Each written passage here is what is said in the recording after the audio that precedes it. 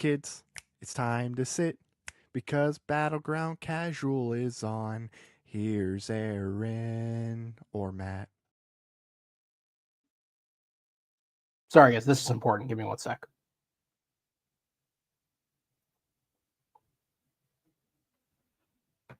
Sorry, just ordering my porn for when we're done with the show. How's everybody doing? My name is Aaron Knoll, and welcome back. That's a shitty joke. Who orders porn anymore? You fucking Google it.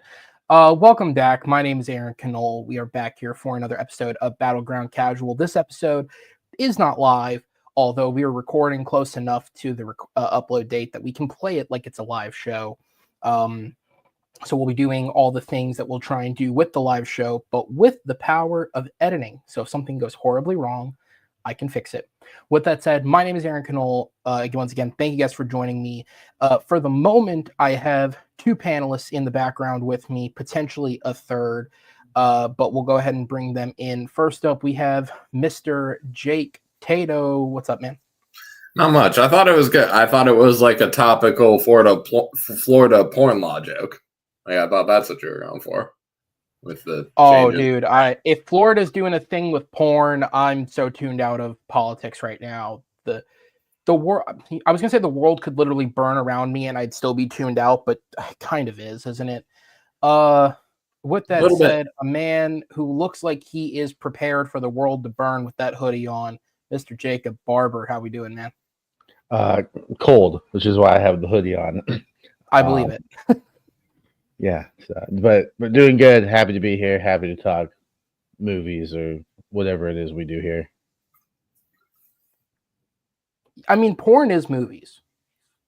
I'll fight that battleground any day of the week. They're not good. I do like the ones with the story. Yeah, and they'd probably have better acting than most of Madam Web.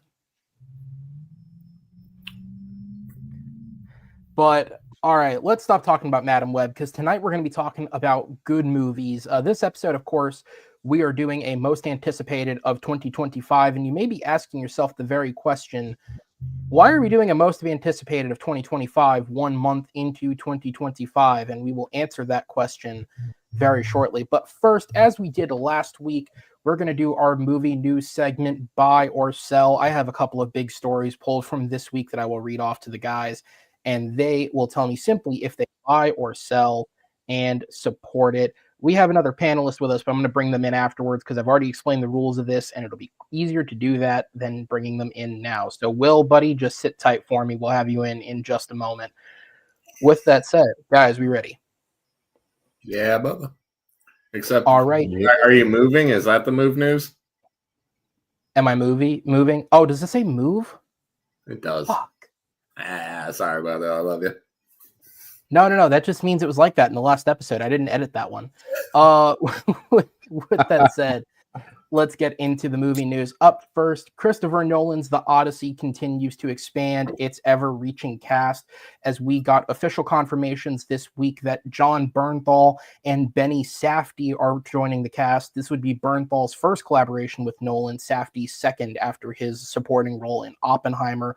We also got reports this week that actor John Leguizamo and Elliot Page would be joining the cast, although those are not 100% confirmed yet, but the negotiations seem to be going positively. Again, Leguizamo would be a new addition to Christopher Nolan's roster. Elliot Page would be reuniting with him after his role in Inception. Tato, buy or sell the casting additions to this film? I'll give that a big old buy on that one. Did you say Bernthal was one of the three? He is official. Yeah, Bernthal's official.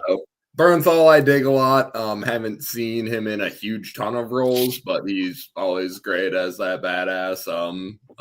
And no one plays a dead brother like that guy. Peanut Butter Falcon, the bear. Great dead brother acting. If you need that. Elliot Page, I'm never mad at, from Trailer Park Boys to Juno to I'm blanking on the video game title. I feel like a douchebag, but is it Beyond? Yeah. Beyond Two Souls. Thank you. Yes. And then John Leguizamo, again, I love the absolute shit out of Tu Wong Fu, and then great, John Wick and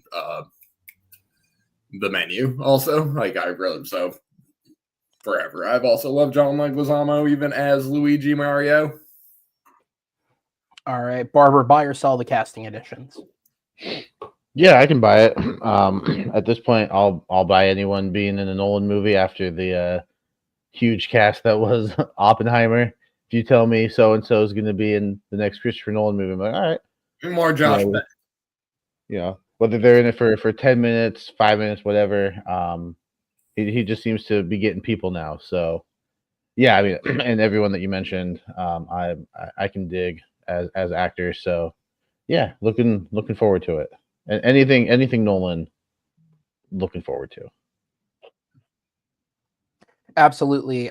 And for the same reasons as you guys said, I buy it. Just basically anyone in this movie, I think is going to make a great addition to the cast. We're not done with Nolan quite yet, though, as it was reported earlier today, the day of recording by Production Weekly, that Christopher Nolan has apparently started filing permits for filming on an upcoming film titled Die Early. It was reported earlier in the week that apparently Robert Downey Jr. was supposed to have a role in the Odyssey. However, he could not take said role because of his commitment to the Avengers films.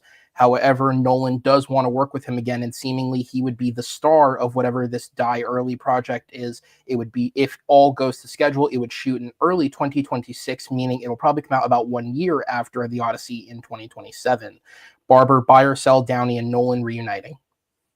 Oh, absolutely. After the success of Oppenheimer, like, why wouldn't you put those two back together? I think, yeah, that was easily one of like the 3 best Robert Downey Jr. performances that I've seen, maybe even the best. So yeah, if they want to reunite and run it back, I'm all for it. Tato? So I'm pretty weak on Nolan for what it's worth. Is Oppenheimer their only collaboration? Yes. Okay. But that is one I have seen. It is fantastic. To me, I do see a bit of Tony Stark in that character as obviously the most prominent RDJ role for me on my side of things. But he has that smartest man in the room kind of quippiness that Tony also has in Oppenheimer, which I love because Robert Downey Jr. is fucking perfect at doing that. So I will buy this.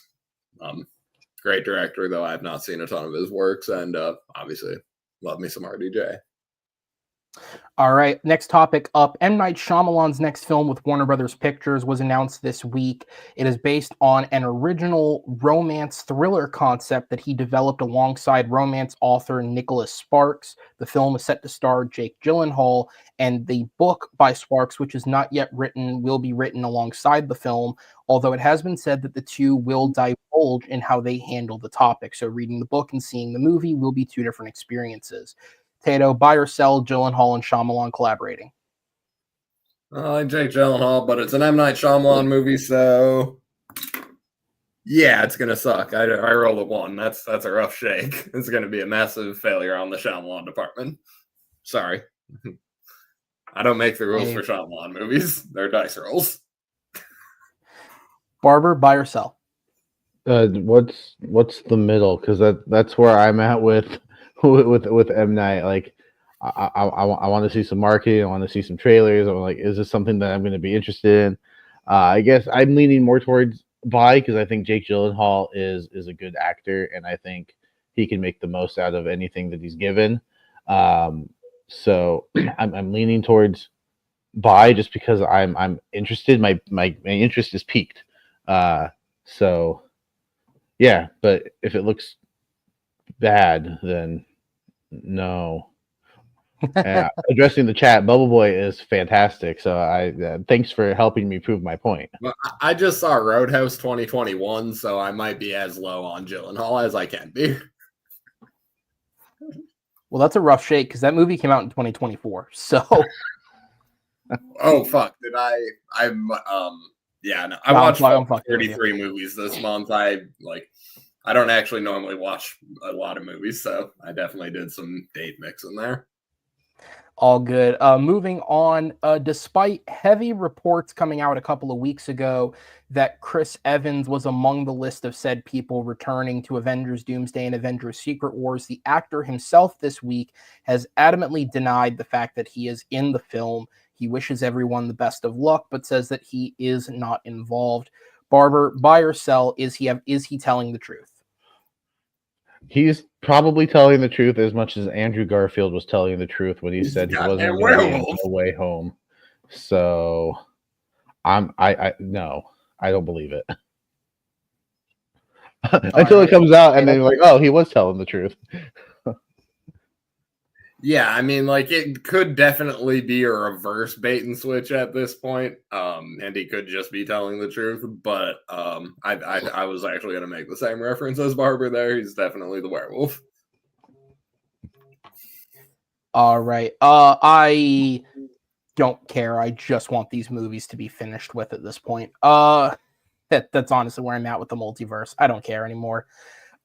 Moving on this week, this falls more under the rumor category, but there have been a decent number of names thrown around for X-Men casting this week. Those among the list of rumored names include Stranger Things actress Sadie Sink for Jean Grey, both Harris Dickinson and Avatar: The Way of Water's Jack Champion for Cyclops, as well as apparent roles for both of the dropouts of Thunderbolt, Stephen Yeun, and Ayo Adebri. Specifically, Adebri would apparently be playing Storm should these rumors come true.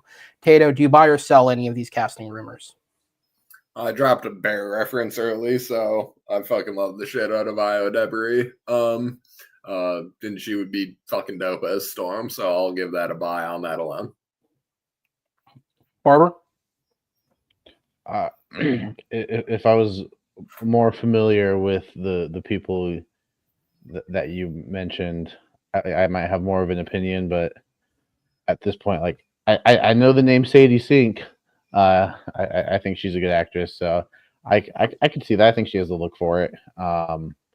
So I'll buy that one. But isn't Stephen Yeun the fucking Walking Dead guy? He is, yes. So yeah. Shane. That's a John Bernthal joke. Tie-in. Call back.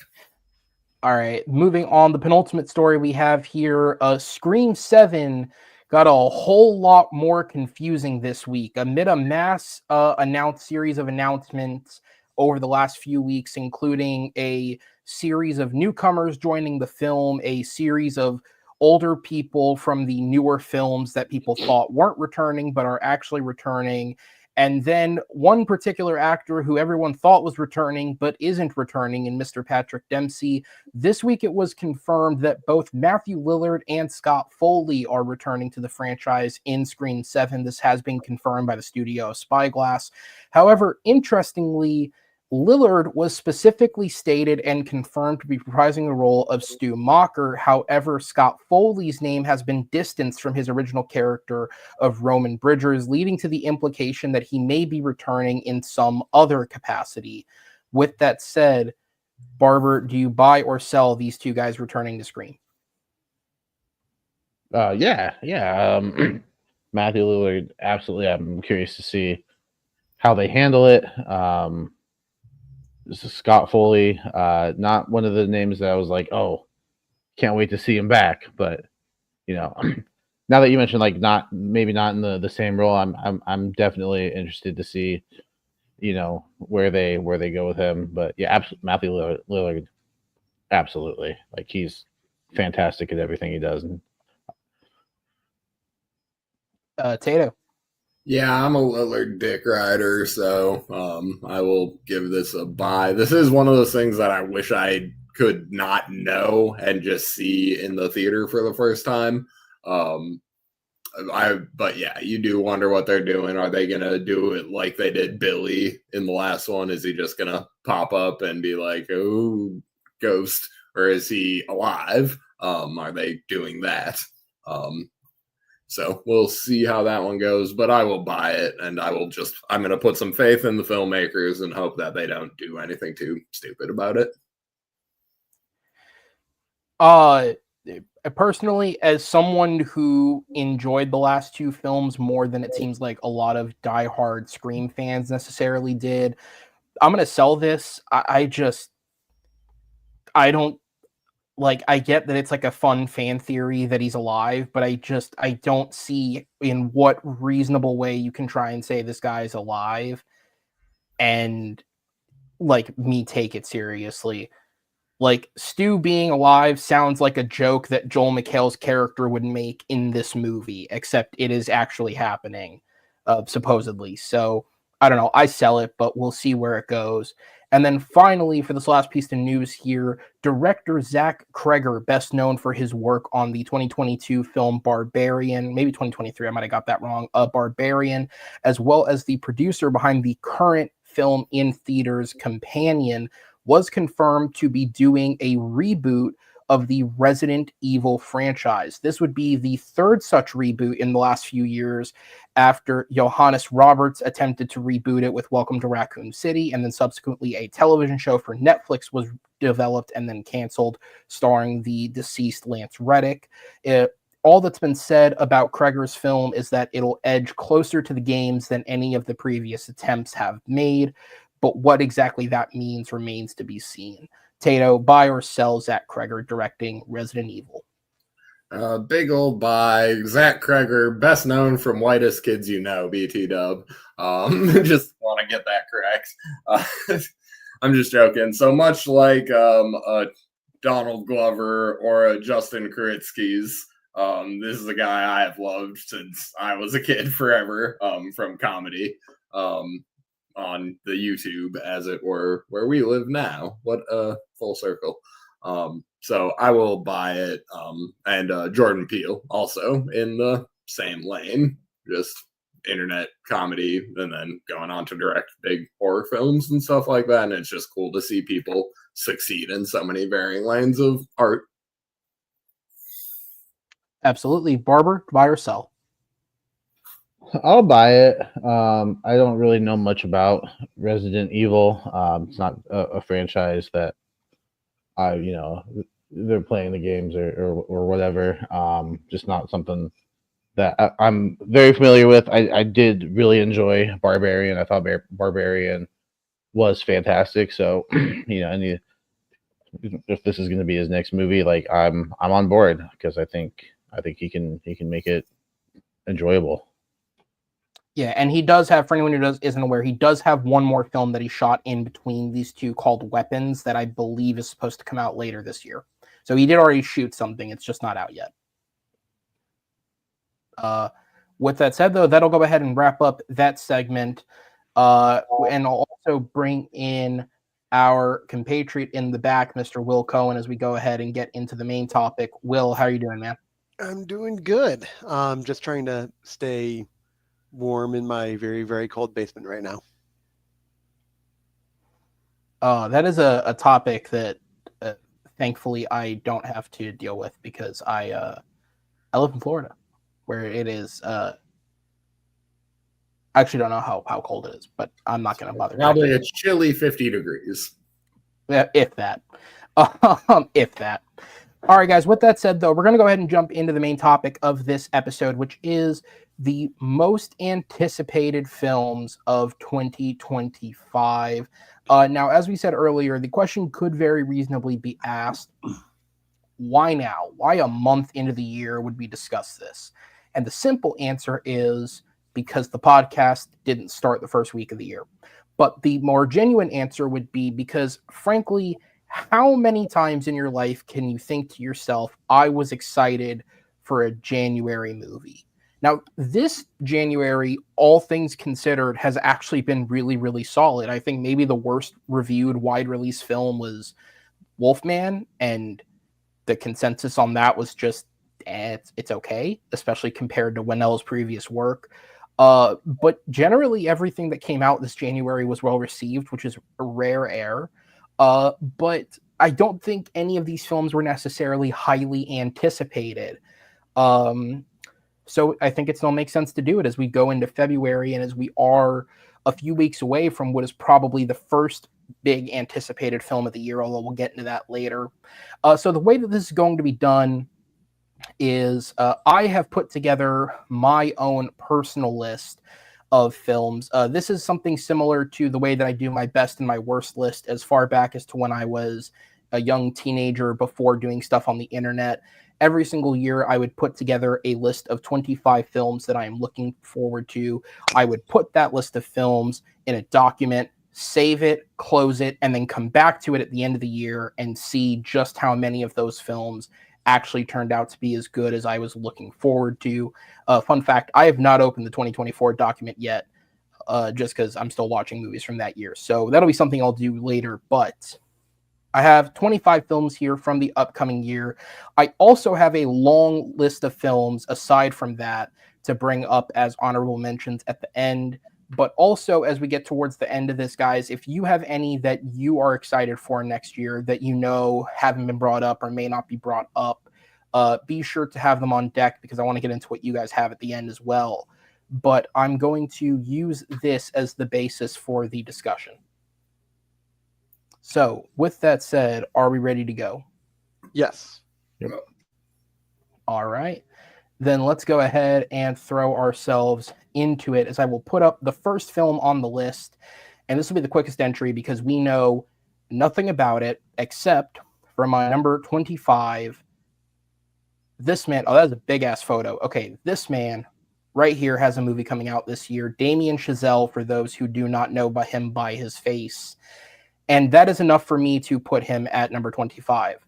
For me, Damien Chazelle is a director who has 3 10 out of 10 movies. I would say Whiplash, I would say La La Land, and I would say First Man are all genuine 10 out of 10 movies. Babylon was a miss. Admittedly, Babylon didn't work for me. But I don't think it was bad, and I don't think it was bad enough that it deters any excitement that I have for his next movie. All that we know about it so far is that it is set in a prison. But aside from that, we do not know anything about the movie. So we'll have to see what happens.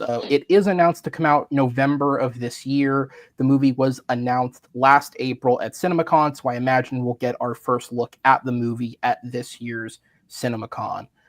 With that said, does anyone else have interest in Damien Chazelle just purely off of his name, or are we good to move on? I don't think I was as high on First Man as a lot of people. But with that being said, I kind of want I want to see Chazelle kind of really lean into how wild he can get with La La Land, whereas being reined in a little bit more like he should have been with Babylon. If you can get right in that sweet spot, I think whatever film he makes is going to be just fucking dynamite. But if he doesn't get reined in, we're gonna have Babylon 2, and I'm a little scared by that. Yeah, I agree. And I think it will be, I think he will rein himself in because I think he will look at the lack of success the film had. And I hope that that is enough of an indicator that, okay, things need to change. Damien Chazelle doesn't strike me as someone who's up his own ass in that sense. I mean, he did, for someone who's made only artistic projects that he's written and pitched so far, he did the thing that all smart directors in Hollywood do when they have a movie that doesn't perform well, and he took meetings with franchises. It is well known that Chazelle met with Eon to discuss doing Bond. Now, a Bond movie itself hasn't materialized, so whether or not that ever works out, who knows? But he doesn't seem to be in denial that Babylon didn't work. Similarly, when Babylon was first announced, a whole bunch of early celebrity names were thrown out with it, and it seemed like his whole approach was, I want to build as much hype as possible, as long as possible ahead of its release, and that hasn't happened with this. Like I said, all that was said at CinemaCon last year was that it's set in a prison, and aside from that, there's no other news at all on it, except it'll be ready for its release date as of now, and it's set in a prison. So, but again, I like him as a director, so it's enough for me to care. Any more words on it, or are we ready to go on? I can't wait to see someone chuck a prison toilet at someone's head. All right. So then we'll move on to my number 24, which is really my number 24 because its release at the moment is sort of in limbo. But this is Guy Ritchie's next film, In the Gray, which stars Henry Cavill, Jake Gyllenhaal, and Isa Gonzalez. It is said to be a heist action movie that is shot. It is in the can. It was supposed to come out in January, actually, but they moved its release date because it wasn't finished editing and they didn't want to rush Ritchie into finishing the film. But no one really knows when it'll come out at this point. So it's hard to be excited about something that you don't have a timeline for. But that said, ever since he did King Arthur, which I did not like, and then he did Aladdin, which I think a lot of people just kind of looked at and went, okay. He has been on a hell of a kick. I don't think personally that he has topped The Gentleman. That is still my personal favorite of the movies he's done on this kick, but he has just been making consistently good, entertaining films. And with a cast like Henry Cavill, Jake Gyllenhaal, and Isa Gonzalez, I don't see why this wouldn't continue. Anybody else got excitement for this, or are we moving on? As soon as I heard about this film a couple of weeks ago, I can't stop thinking about it, actually, if only just because I always fuck up the title, but the Ministry of Ungentlemanly Warfare was easily one of my favorite films last year, and that just followed up the greatness of, and I don't understand why more people weren't hyped about this as much as I was, Operation Fortune Ruse de Guerre, which is essentially Guy Ritchie doing a James Bond film just with a lot of swearing. Guy Ritchie has now just proven he can just take any genre and just knock it out of the park. So given this kind of, given the two synopses I've heard about this movie, because I've heard two vastly different pitches for this movie, both sound wild as hell, and with Guy Ritchie behind it with Henry Cavill in tow, it's like there's no way this movie's gonna suck. So, I mean, I've been proven wrong before. If I'm wrong, I don't care. I'm sure it's still going to be entertaining in one way, shape, or form. Absolutely. Tato, Barber, any thoughts? We're ready to go on. Sounds good. Yeah, Guy Ritchie, unfortunately, like the last movie I saw of his was Aladdin. He's just not the director that I've watched a lot of. So fair. Yeah, I was going to say, none of his movies since Aladdin have been major blockbuster releases, but I would say he's on a run now. You have The Gentleman, Wrath of Man, Operation Fortune, The Covenant, The Ministry of Ungentlemanly Warfare, and he does actually have 2 movies coming out this year, In the Gray, and then he also has Fountain of Youth, which stars John Krasinski and Natalie Portman. I'm sure that'll also be good. Just I didn't want to put 2 Ritchie films on here, especially when neither of them are dated. It's just they're coming out in 2025.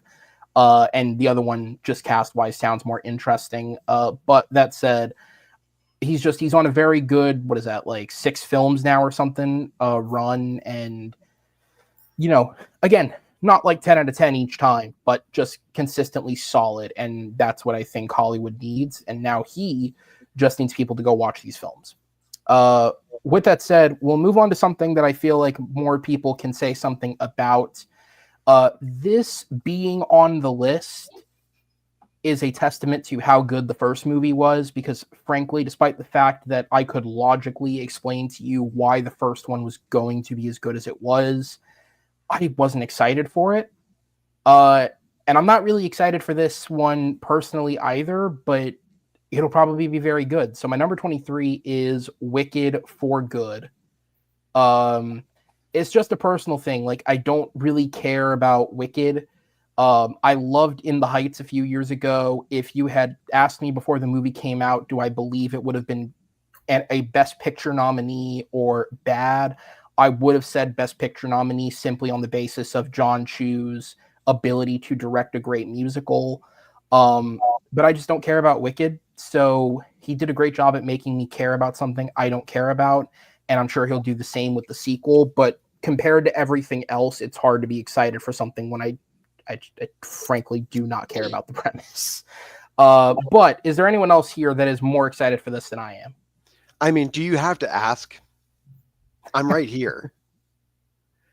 Well, it's nice to include the group. I mean, I saw this movie 3 times in the theater. I bawl my eyes out every single time I see this. I bawl my eyes out just thinking about this movie half the times. And I as soon as the DVD, as soon as the 4K went up on pre-order, I immediately got it, not caring about when it was actually going to come out. And luckily it comes out this Tuesday, so I'm very, very excited by that. I am going to see if I can actually wear out a 4K DVD.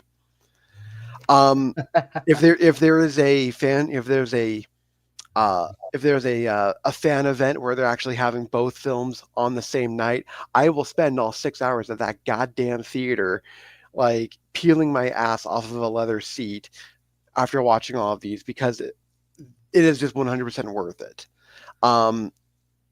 I never cared about Wicked myself either before this. It's like living in Utah, like this is like one of those cultural things that like everyone just like sunk their teeth into.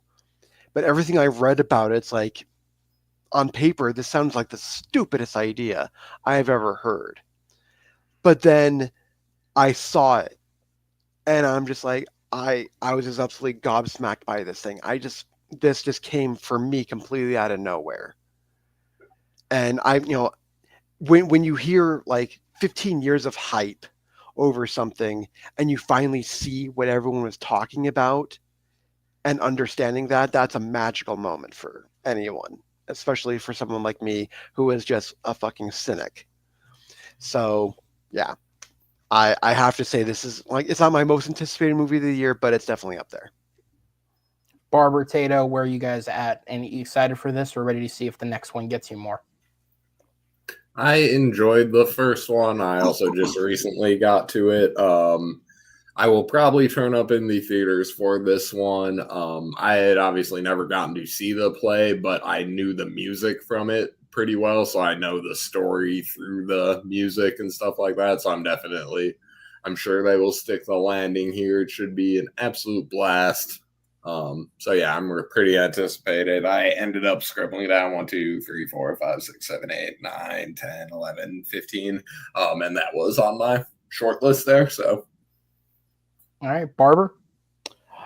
Unfortunately, I still haven't seen Wicked. It's one that I still need to get to, but heard nothing but great things from the people that love it. So I'm sure I'm gonna love it as well. And then I'll be looking forward to this one as well. And hearing Will gush about it as much as he did, like that just makes me even more excited. Like, yeah, I want to see this movie finally. All right. Well, let me toss something your way that I know naturally may be more inclined to your favor. My number 22 is Zootopia 2. I'm excited for this because I think the first movie is excellent, and I have all the faith in the world that they will make this a good sequel. It's only number 22 because of all the films in the last 10 years I could have told you I wanted a sequel to. I don't know if Zootopia would have been up there just because I just didn't.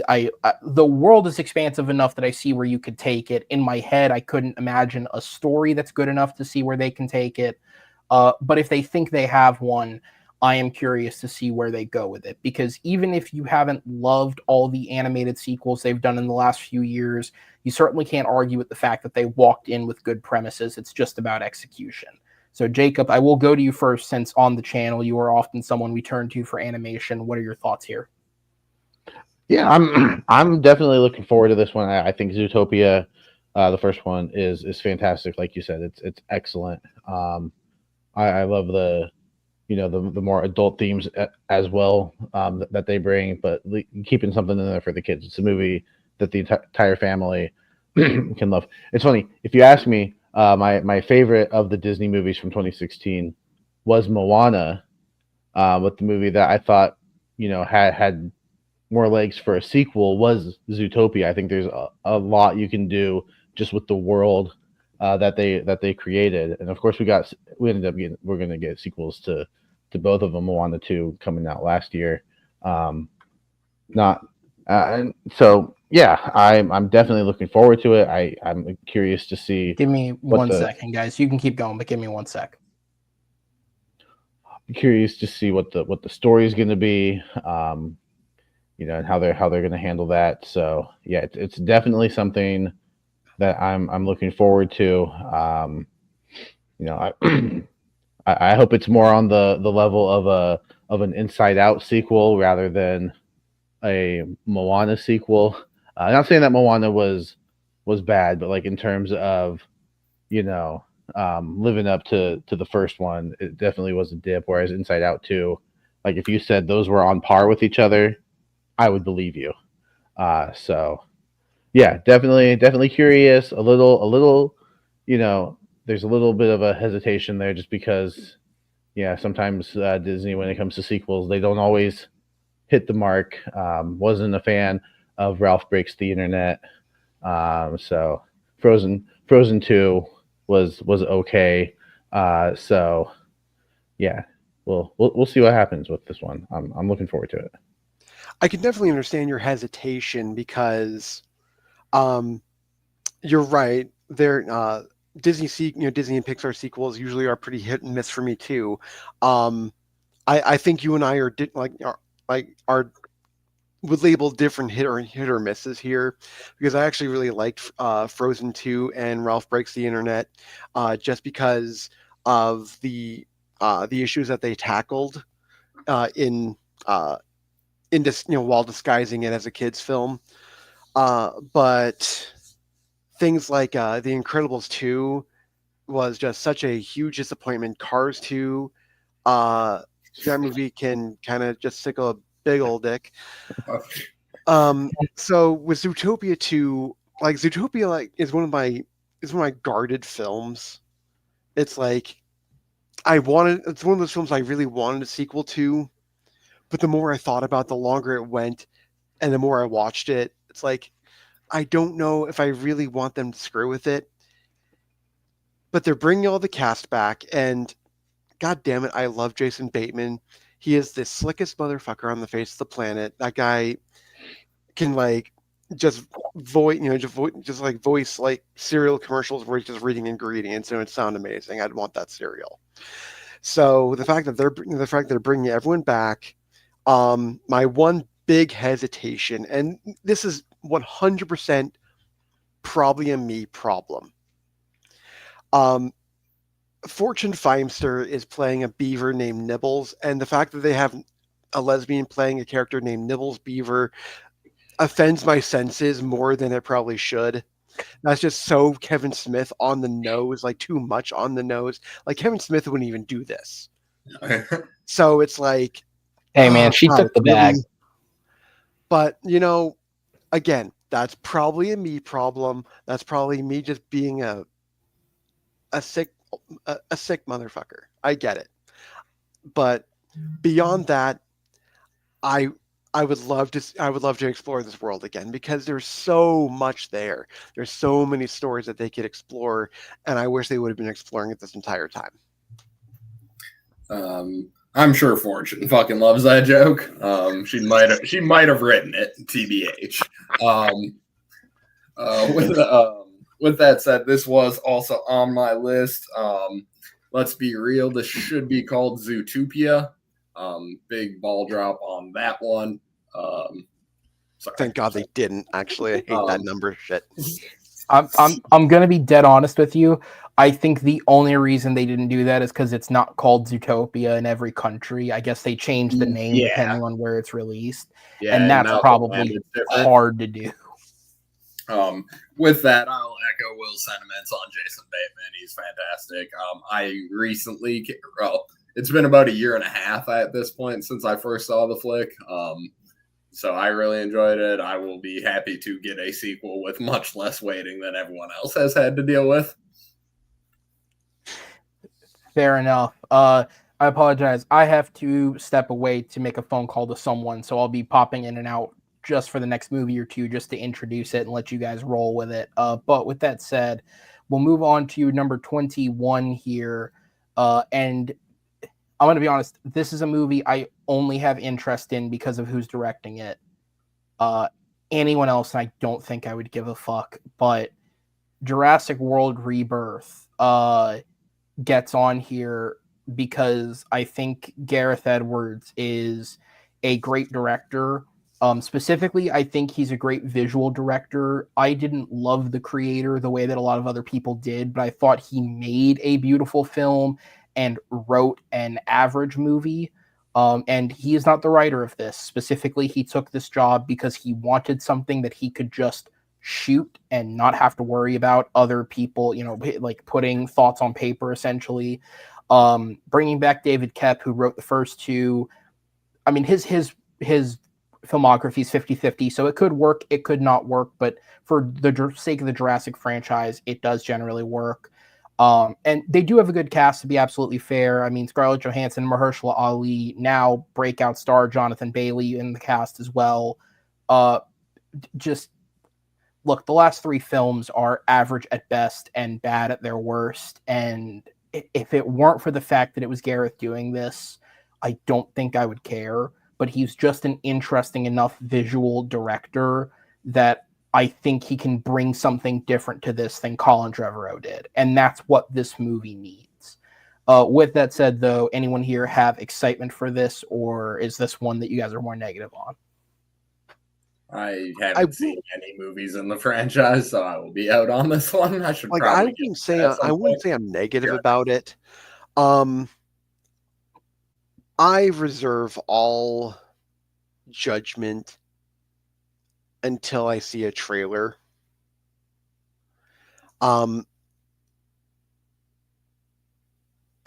Jurassic Park was one of those pivotal films for me.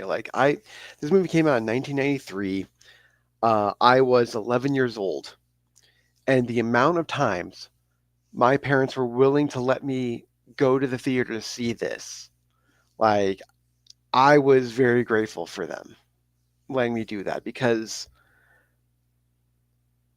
being obsessed with dinosaurs as much as I was as a kid, and then watching essentially dreams come true, it's such a pivotal moment for me. So I think I was a little bit more excited by Jurassic World because it felt more like the original than the sequels did, because those Lost World and Jurassic Park 3 sucked hard. Let's just be honest here.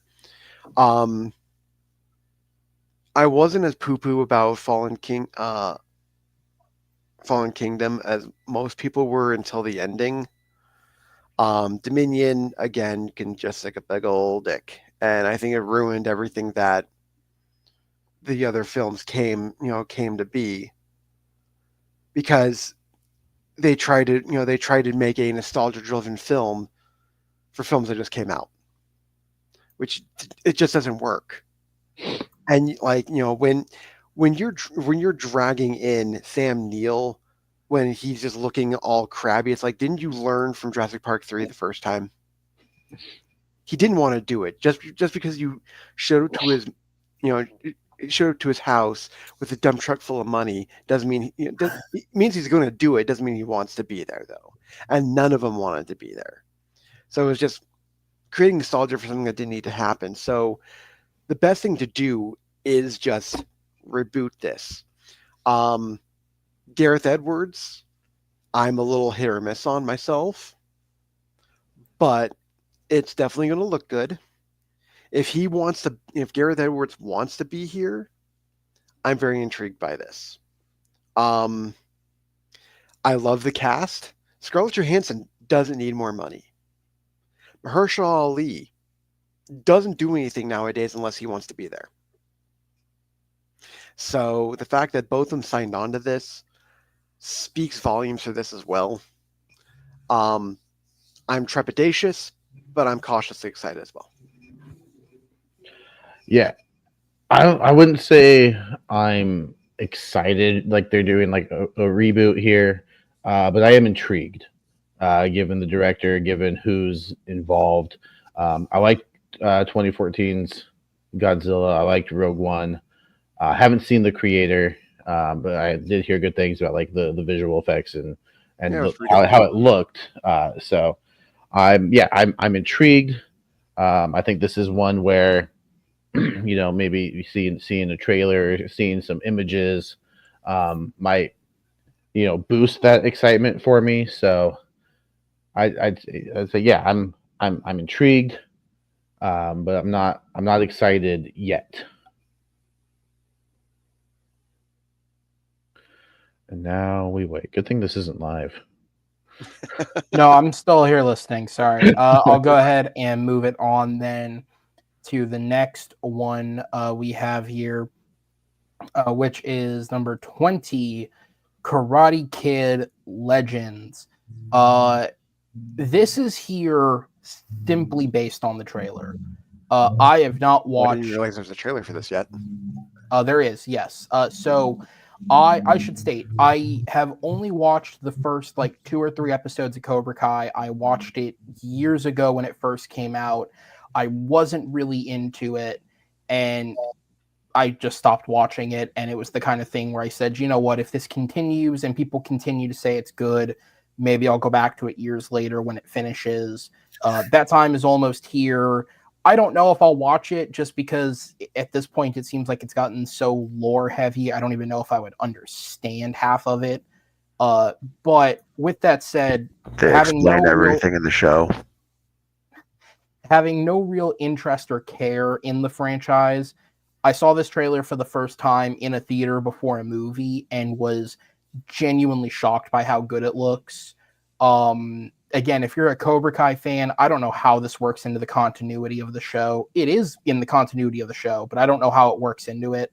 But working Jackie Chan in to the story of Ralph Macchio and having this kid, but by the way, facetiously, the trailer says introducing Ben Wang. He's already been the lead of a Disney Plus show. I know no one watched American Born Chinese, but he has been the lead of a Disney Plus show. So to say you're introducing him is a little facetious, guys. He's not this unknown talent you found in a worldwide search. He was a kid with an agent who probably did an audition and did a good job. But that all said, he was good in American Born Chinese. I am one of the few people who watched it. He did a good job in the show, and I look forward to seeing him get a bigger platform here. And specifically, Jackie Chan looks great, man.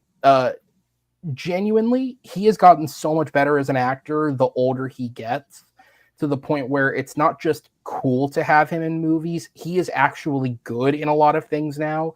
Because for so long, it was like, especially in English, because it's not his first language, like he was good enough to get you through a fun film. Now he can do dramatic stuff and is great at it. To the point where you can literally just use him as a voice actor, not for the purpose of just having Jackie Chan's voice. He was fantastic in Turtles. Exactly. So I hope the movie is even half as good as that trailer, because otherwise you sold me a bag of goods I didn't give a fuck about beforehand. Tato, I saw you perk up at this, so I'm assuming this is on yours. Yeah, I'll jump in on this one. I'm pretty huge into the universe. I will say it wasn't like I had Karate Kid as a kid. It wasn't huge for me, but like I had watched the trilogy a bunch of times, and like the next Karate Kid, the quadrilogy, as it were. Like I had seen them all multiple times. So when Cobra Kai came out, Karate Kid was more of my mom's jam. So when the first Cobra Kai trailer dropped, I thought it was like I genuinely thought it was like one of them Funny or Die sketches type of thing. And then I was like, oh shit, they're really doing this. And then like the trailer kind of hooked me a bit, and I was like, okay, I'll definitely give this a check out when it drops. And then I binged it with my parents and fucking fell in love with the show. So while Karate Kid is not huge for me, I fucking love the shit out of Cobra Kai. It has gotten a little lore heavy. Will is absolutely correct in that the show 100% explains every single bit of the movies you need for the sake of the show. So, Aaron, watch the fucking show. I love you dearly. Um, but yeah, tying in the Jackie Chan movie, which I didn't love, but I didn't hate as much as everyone else did. It was a perfectly adequate movie for Jaden Smith. At least Jaden Smith isn't doing his best fucking Nick Cage like he is in the fucking After Earth or whatever. So Jaden a little better here than in that. Jackie Chan was really good in the story, so I'm definitely curious to see how they tie it in here, and I'm excited for this one. Yeah, So- Barbara will. So, as someone who has not watched this trailer, obviously, I saw the poster and I immediately wondered how this is going to fit into Cobra Kai, because as soon as I realized that they were doing Cobra Kai, it's like I looked at it like I thought it was really interesting that, if memory serves, uh, either some of the writers or the producers of How I Met Your Mother were actually involved in it, if memory serves, which they were the ones who posed, like, who really like brought to the surface the fact that Daniel LaRusso was the bad guy in those films, and so they kind of flipped flipped the script. And so when Cobra Kai came out and really like delved into that further, like, we got to find out like why Johnny was the way he was, which is far more compelling than it ever should have on paper. And so the fact that they really delved deep and like explored the entire lore because of that, from that new fresh perspective, really like kept getting better and better. Like, I've binged this show so many times, like, to the point where it's like, okay, I'm absolutely prepared, but I'm not emotionally prepared for the final season. So I watched I watched all of part one. I haven't watched a single episode since, until everything drops, just because it's like I am not going to like sit with a thumb up my ass for the next, for part 3 to drop. I'm just gonna binge everything from that point. That being said, this one almost made my list. Just because, first of all, I want Ralph Macchio as a side hustle to bottle whatever is in his blood to make him like almost like de-age, because holy shit, that guy is like 60 years old. That is not a 60-year-old. If I look that good at 6 years old, then I will bottle what's in me and market it, because Jesus Christ, that is, yeah, that guy looks like me right now. And I'm 43, almost 43 right now. So He is 63. yeah, exactly. He's 20 years older than I am, and he looks like my age. That's just scary to me. To make it more interesting, Jackie Chan is 70, so there's only 7 years between those two guys. That is bananas. So to fill in with some supplementary information, if you were on the side of less about this film, it is being directed by Jonathan Entwistle, who is most famous for his work with Netflix, The End of the Fucking World, and I Am Not Okay With This. He was also behind Netflix's attempt at rebooting Power Rangers and actually left the project because it stalled and chose to work on this instead. The film is set, so it has been made public that the film is set 3 years after the conclusion of Cobra Kai, so that'll give enough space for things to have changed depending on what the ending of Cobra Kai is. The film also has, frankly, a really interesting supporting cast that hasn't really been talked about. Maybe the most interesting is the fourth billed actor of the film is Dawson Creek's Joshua Jackson. So assumedly he will be in this a lot. The movie also features Ming-Na Wen, Aramis Knight, who is best known for his supporting role in Miss Marvel, Wyatt Oleff, who is in I Am Not Okay With This, and Danny McBride was also recently announced as a part of the cast. So there is definitely something to this film, and I'm curious to see where it goes. Jacob, do you have any thoughts, or you want to move on?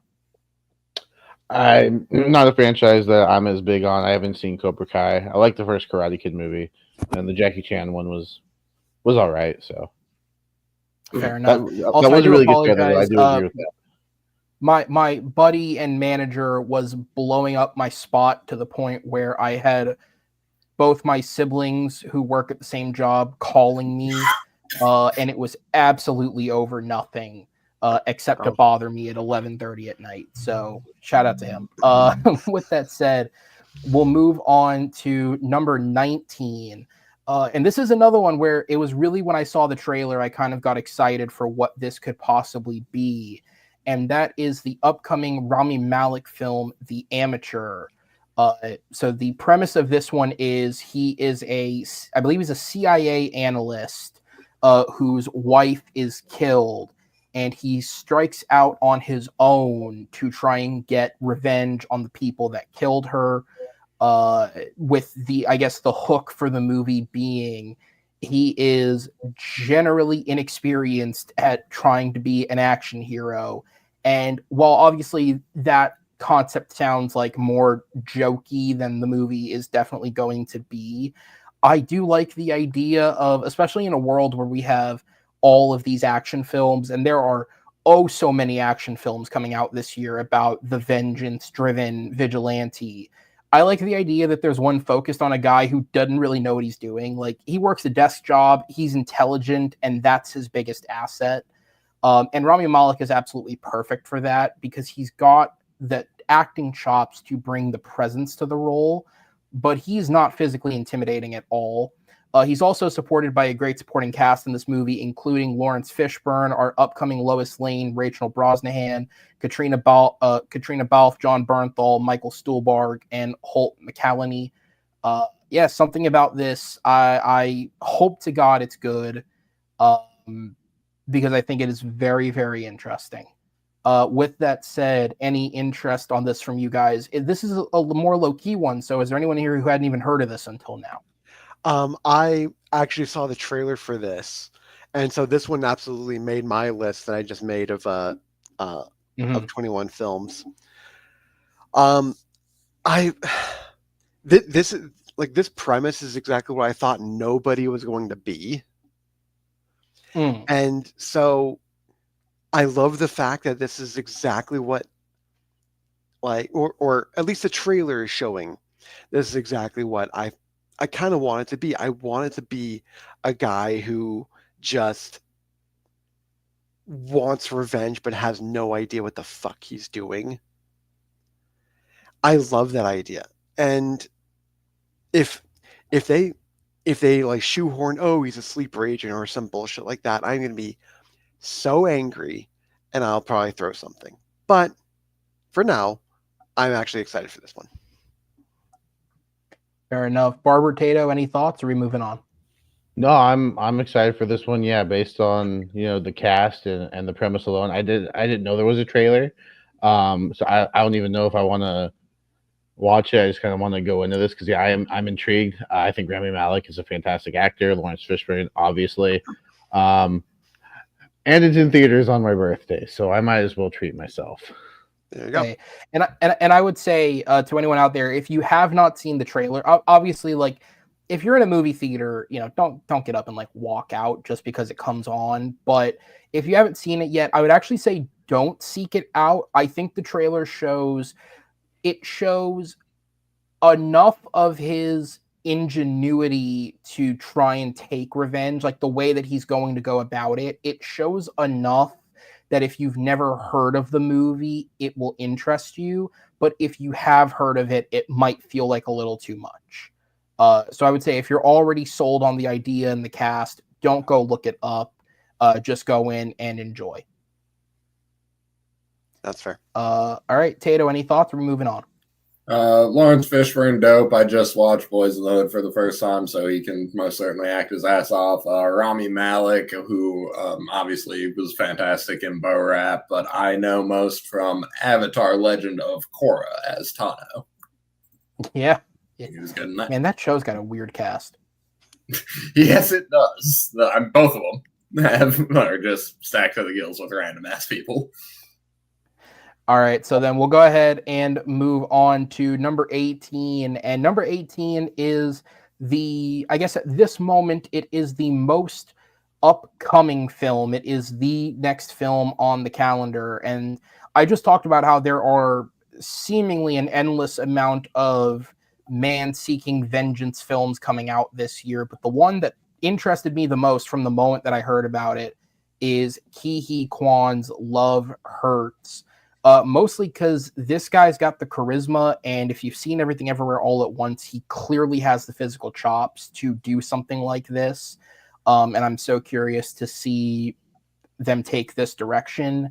I would be lying if I said between Chad Stahelski continuing the John Wick franchise and the film's producer, Basil Iwanek, bringing in other directors like John Woo to make their own version of that type of film, and then David Leitch's 87 North also producing more of these types of movies, and then just people independently making films like this, like Sisu was an international movie that was trying to go for this type of action.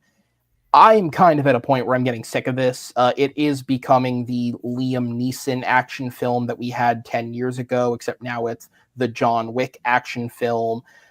That said, the consistency of these is a hell of a lot better, and that's what makes it more reasonable. I mean, most of the Liam Neeson clones were shit, including the one starring Neeson himself. At the very least, a lot of these have high enough energy and are entertaining enough to get us through. At the worst, they are... What was that Batista one that came out last year?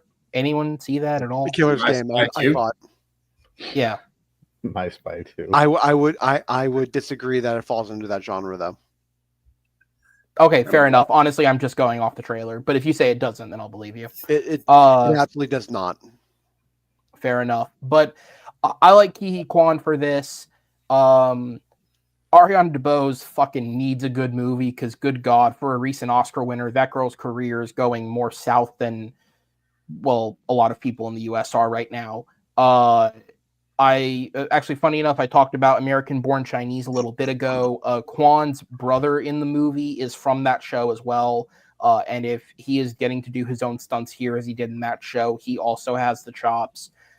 And as one of the few people on planet Earth that didn't like Bottoms, even I could get behind Marshawn Lynch being an actor. So him being in this also really works for me. He's really funny in the trailer. So anyone else excited for this? Obviously, it comes out next weekend, so it's very, very soon. And I am planning to see this probably as soon as humanly possible. I know that this is coming out very soon. This was actually number 2 on my list. More than anything, the world always needed more Quan in their life. And the fact that he's finally getting his starring role, he worked so long as a stunt coordinator, so now we finally get to see him actually massively kick ass in a starring role. Excites me. What actually excites me more, just because I am such an absolute geek, the director is a first-time director who used to be a stunt coordinator. Yes. So very likely, and I've seen the films that I saw the filmography of what this director has done as a stunt coordinator. He's worked on amazing films, so he has learned how to hone his craft. So letting a first time guy do this, like the first time we saw this was Chad Stahelski do John Wick. Mm-hmm. So we have seen this kind of success story. So we were about to see history here probably. And this film just looks amazing. I don't care. I've heard so many people talk shit about this movie. They're all wrong. I can tell you right now, they're all wrong. I have a really good bullshit meter when it comes to movies like this. My bullshit meter is just silent for this movie. So no, I can't talk more. I could go on and on, but I'm not going to. Fair enough. Tato, Barber, any excitement on your guys' part? Yeah, I'll jump in on the train here. I fucking adore Ke Huy Quan, and I've always loved Marshawn. He is fucking hilarious, always has been. And then, when he wants to be, obviously, a lot of people have chided him on the NFL side of things. For those who don't know, he was often chided for being, socially awkward and stuff like that. But, it's just when he's in a situation he doesn't fucking want to be in, he will let you know about it very much so. but when he's doing shit he wants to do, he's always been funny. He was hilarious when he first showed up in the league, which obviously is a very much a show that lends itself to having NFL players show up and act and do stuff. And most of them did pretty fantastic with it. If not like the ones who just showed up to show up, you know. But Marshawn Lynch actually put in some effort to being hilarious in it, and I think he's a really funny actor. So that should be awesome. Those two, I can imagine those two together. Like, I really want to see some behind the scenes of Key and Marshawn fucking kicking it. Like, because I bet those two became the best of fucking friends, and I just want to know all about that. Yeah, this movie excites the hell out of me. I forgot to write it on the list because I forgot the title. So I'm definitely glad it came up here. This will probably be the first movie I check out in theaters this year here. Yeah, no, I'm also definitely looking forward to this. Anytime Seahawks legend Marshawn Lynch is involved, I was hoping to go to you first on this one. Sorry. I'm gonna be intrigued. I can't wait for the day. I'm gonna try to will it into existence. Will Best supporting actor nominee Marshawn Lynch. I cannot wait for the day that happens. I want it to happen so bad, and Marshawn is showing up to the Oscars so he doesn't get fined. I was about to ask, does he even do any marketing for the movies that he's in, or is he just like, yeah, I'll do it, and then he's like, no, I'm not going to promote the movie, but I'll be in it. Yeah, him. And then, you add in, I was looking at the cast too, Sean Astin. Anytime he's involved, like, I'm going to. Oh, shit. I forgot he was in that. Yeah. Yeah, I love Sean Astin. So, yeah, I will definitely be checking this one out. Hopefully in the theater. I do. It is unfortunate. I don't drive, and my theater is, one town away. So, if it's not playing in, the same timeline as the bus, unfortunately, I kind of get screwed over on that. But yeah, it looks fantastic. Marshawn looks funny. Future Best Supporting Actor nominee Marshawn Lynch.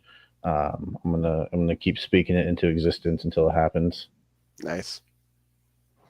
All right. Well, we'll move on from that one to the next one, which, frankly, I don't have much to say about this because it's here for one reason and one reason only, and that is Pixar's Elio.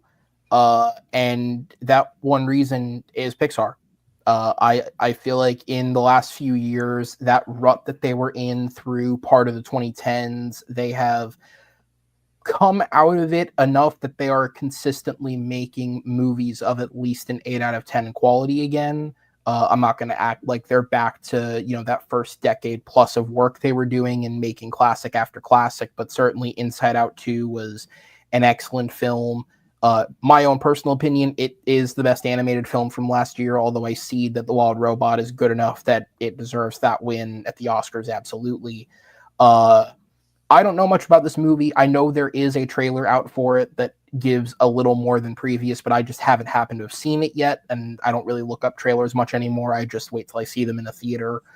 So I don't know much personally about this film, but the Pixar name is enough to get me excited for it. And a lot of work has gone into this one. So much so that there was an issue with production in the middle, and they brought on another director to help oversee the completion. So this movie is a collaboration between Adrian Molina, who is the co-director of Coco, and Domi Shi, who did Turning Red.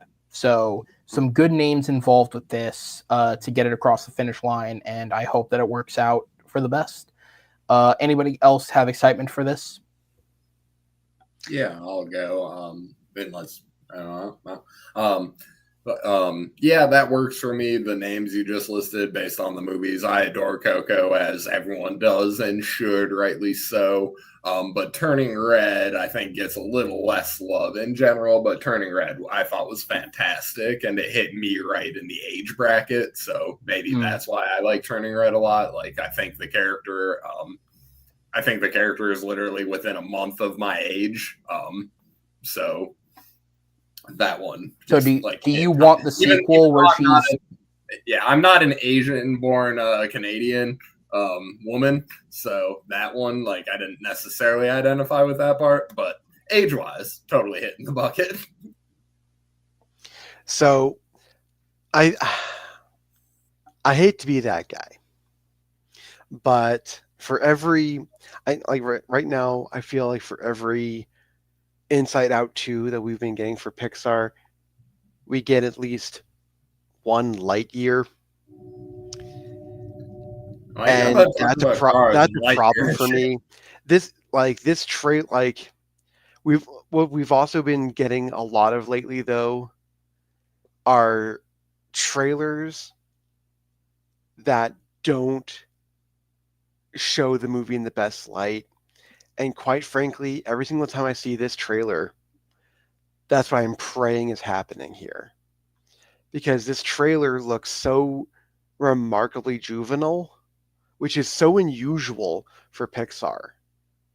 So I want to be excited for this because I love aliens, but there's just something missing from this trailer that I'm just not getting. Yeah, I haven't seen the trailer, so I'll take your word for it. But yeah, just having the Pixar, attached to it does pique my interest. But yeah, I'll agree. Lightyear, not the best, not a bad movie, but like unnecessary. I was like, okay, that cool. Cash in on the Buzz Lightyear name, I guess. Inside Out 2 was fantastic. Elemental was really good. I really, really enjoyed Soul. Luke and Onward were fine too. I think they were above average. So I do think they've made some pretty good movies lately, but we'll see what happens with this one. Yeah, because I was going to say, and I don't want to derail us from the topic too much. So if there's just a name of a movie you want to throw out, that works. But I was going to say, at least for me personally, my stance has been that I think Pixar has been back on it since the turn of the decade. I think once Pete Docter kind of firmly got in charge of the company and was able to start making calls, I think they've been back on track. So that run since 2020, Onward, Soul, Luca, Turning Red, Lightyear, Elemental, Inside Out 2, to me, Lightyear is the one that stands out of like, that's not anywhere near as good as the rest of them. Now, I didn't dislike it the way that most people did. I thought it was just mediocre. But it is definitely a quality drop compared to the rest. Is that the only one to you that stands out that way, or were there just others that didn't strike you the way they did others? Everyone gives me shit about it, but I really did not like Luca. That's fair. I have watched that movie I think like 3 or 4 times. Either for mostly for fandom study. Let's just be honest there. But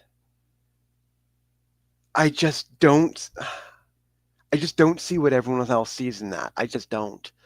I understand that they're going for that "Call Me by Your Name" angle, but I also didn't like "Call Me by Your Name," but that's for a completely different reason. So yeah, fair enough. There are during that run, there have been very high highs. There have not been like Cars 2 lows, but there's definitely been peaks and valleys. All right, so then we'll go on to the next one, and you just said you have a controversial take. I'll bring my own controversial take to the table. My number 16 is Magazine Dreams. Now listen, you can have your own personal opinion on Jonathan Majors and what happened and what went down. At the end of the day, unlike a lot of figures in Hollywood who do things that are not quite in the morally correct column, Jonathan Majors did actually go to court. He had his day in court. A team presented all the facts. He was acquitted of certain charges and he was charged with certain other charges. And he has also served, as far as it's known, he has served, the community service and all the different things that he was tasked to serve for his punishment. If you don't personally want to support him, that is fine. But he does have a right to continue to try and work. And this movie obviously was shot before all of this happened. It's been on hold for a few years. It changed distributors. Originally, it was picked up by Searchlight and Disney. It was dropped because it wasn't considered releasable. Now it's been picked up by Briarcliff, who were the same studio that distributed The Apprentice. And clearly, they're going for something very similar with this. They are putting out a film centered around an incredibly strong performance from Jonathan Majors, same way it was Sebastian Stan and Jeremy Strong in The Apprentice. That is going to inevitably be controversial. And whether or not it works out, for anyone who doesn't know, the controversial part, Jonathan Majors plays a up-and-coming bodybuilder who is abusing steroids and goes on roid rage, essentially. Not all that dissimilar, not the best topic, but, this debuted at Sundance 2 years ago, and the buzz coming out of Sundance was that if this had actually met its November 2023 release date, he would have had a very, very good chance at contending for the Academy Award. Now, in revisionist history, do I think he beats Cillian Murphy? Probably not. But he certainly, if the buzz is as good as this is, he certainly would have been nominated. And that alone is enough to make me want to see it. Again, personal problems aside, I am someone who personally chooses when it comes to films to separate art from artist. If an artist is shitty enough, then they don't deserve to be hired. But if they are hired to do a job, then I judge them on the job, not them as a person. Which the irony of making that statement, given the state of the Academy Awards race right now, is it seems it's all just let's dig up as much dirt on each other as we possibly can and see who kills each other's chances quickest. Spoiler alert, the winner is Emilia Perez. But I'm very curious to see this film when it comes out in March, because now we're going on nearly 2.5 years of waiting to see this performance that could have made his career. And now I think it'll be a performance that saves his career. Does anyone else care about this movie, or are we moving on? Just very quickly, unless this movie has Kevin Spacey in it as well, I think that I think people might just have to give it a shot. You're right, Jonathan Majors did have his day in court, unlike most actors who get canceled or whatever, because of the stupid shit that they do. He actually went to court. He took, he went through the proper ways of seeking that redemption. I think it's only fair that since he did that we try and give him a shot again. I know this is going to be hard for a lot of people. I know that there's a long road ahead. I like Jonathan Majors a lot. I'm kind of curious to see how this goes. Tato, Barber, any interest? Yeah, that's kind of where I'm at too. Like I'm interested in it. The buzz, like you said, coming out of Sundance, was big enough. I kind of forgot about this until you just brought it up, though. But I'm like, oh yeah, no, I remember hearing about it and like really being excited about it. Yeah, I also separate art from the artist. So yeah, I'm definitely looking forward to this one when it drops. I got nothing to add. Hey, fair enough. All right. Speaking of, funny enough that these two are back to back, I promise that wasn't intentional. But speaking of movies that have been on hold for a while and got dropped, my number 15 is the Looney Tunes fair, The Day the Earth Blew Up, which has been in completion and on hold for a number of years now. Originally, it was supposed to be a late 2022 Max release. Then it was pulled from that release date, and it was supposed to be a theatrical release date. And then it was bounced around a couple of release dates by Warner before they finally just dropped the film completely, because David Zaslav really doesn't seem to understand how Looney Tunes should be handled. Now, this movie was not nearly as controversially talked about as the other film, Coyote versus Acme, although maybe it's because director Pete Braungart, who actually comes from a background of working on Looney Tunes cartoons, doesn't have as many famous friends as Dave Green does, so it couldn't be picked up in that way. Which, by the way, everyone, that is what happened with that movie. Dave Green had a lot of famous friends, and he had them all watch the movie and then talk about how it was shitty that it didn't get released. It was just publicity. I promise you, none of that was as genuine as it sounded. This movie, however, I do think has an actual chance at being both a good movie, and I am super, super excited. Actually, I just saw the other day that it had screenings in December in an attempt to qualify for the Academy Awards this year. And it didn't, obviously, but the reviews just dropped for the movie a few days ago, and it currently has a 92% approval rating. So the people that got to see it did like it.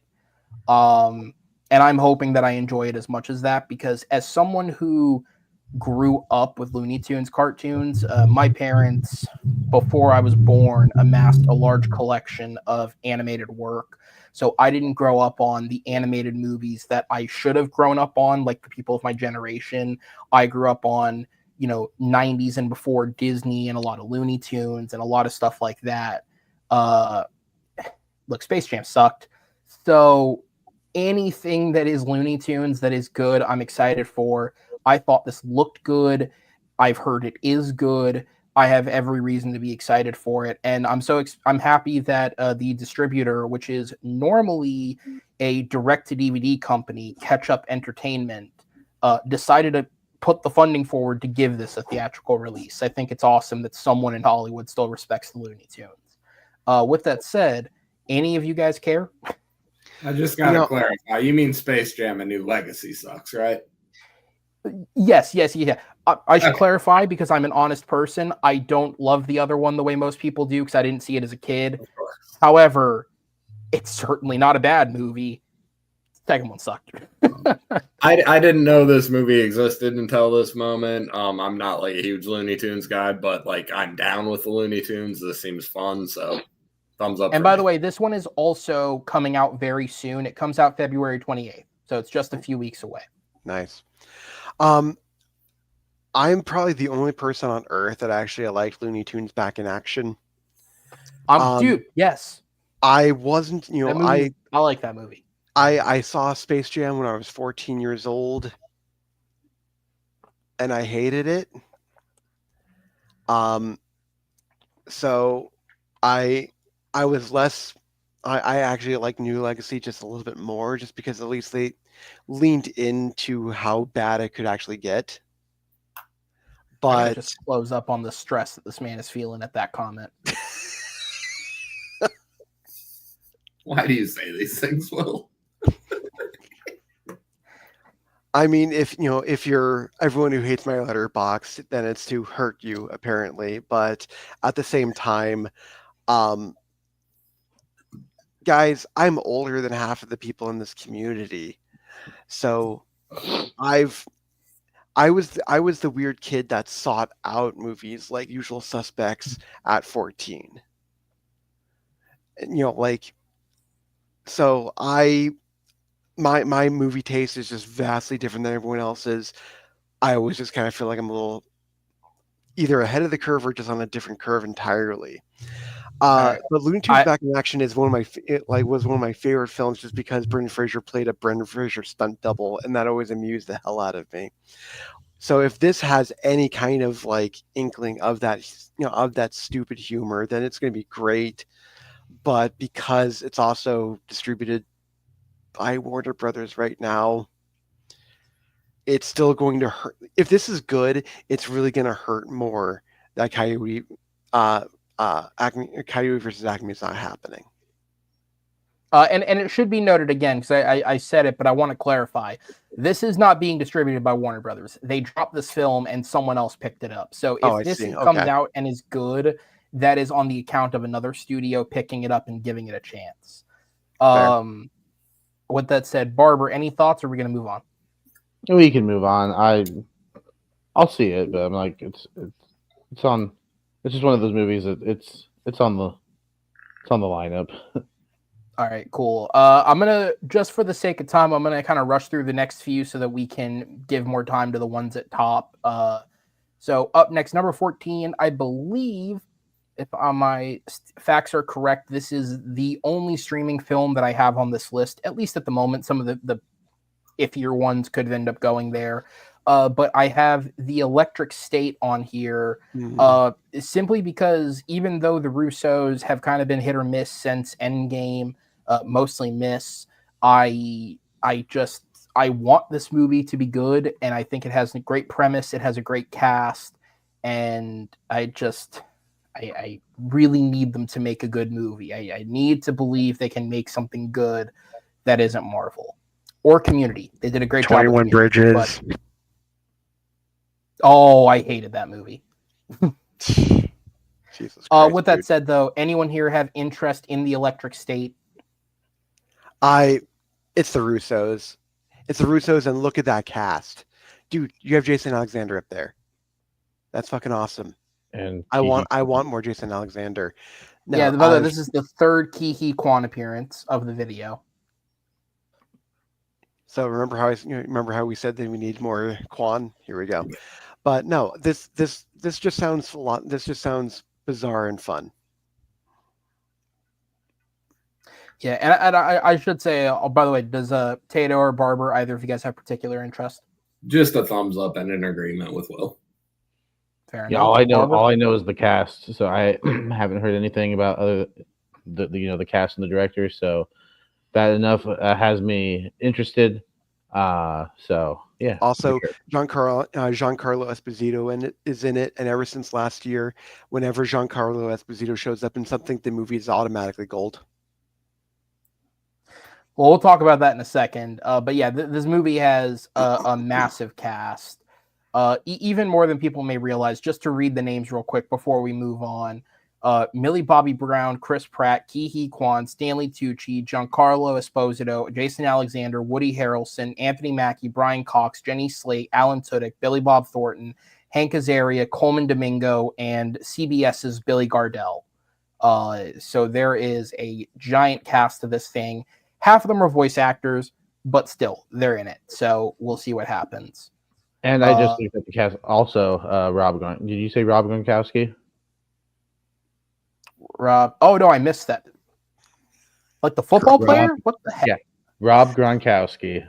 Who's a better actor, Marshawn Lynch or Rob Gronkowski? That is Both of them best supporting actor nominees. Let's go. Go head to head, motherfuckers. All right, we'll move on to my number 13 then. I don't have a lot to say about this one, quite frankly. Mission Impossible: The Final Reckoning. I only just saw all of these films for the first time 2 years ago when Dead Reckoning Part 1 came out. So I don't have a lifelong association with this franchise. I'm not as hyped for this as some other people might be. Frankly, I'm terrified for this movie because the first trailer indicates to me that they learned nothing about the marketing from the last film that did not work. For being honest, the movie turned a profit because they won a COVID insurance settlement, not because it made that much money in the theater.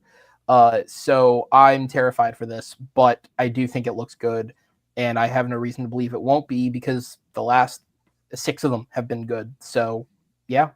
With that said, anyone here got a little more hype for it than me? I have a lot of hype for this one. Okay. Oh my god, I fucking loved Dead Reckoning Part 1. And as a trivia person, fuck you for keeping that title if you weren't going to use Dead Reckoning Part 2 as your title for the sequel. Because that's just a dick move. And they're not the only film who's been doing it lately. So guys, if you're making a second film, choose your title already. That being said, I'm glad that the trailers are not showing as much as like the trailer for Dead Reckoning Part 1 showed, because like I feel like all the big set pieces they kind of spoiled. So I feel like they're keeping this one a little closer to the chest and just building up more of the hype of just this freight train of an emotional film that we're going to go on. I'm very excited. Yeah. Either of the other guys?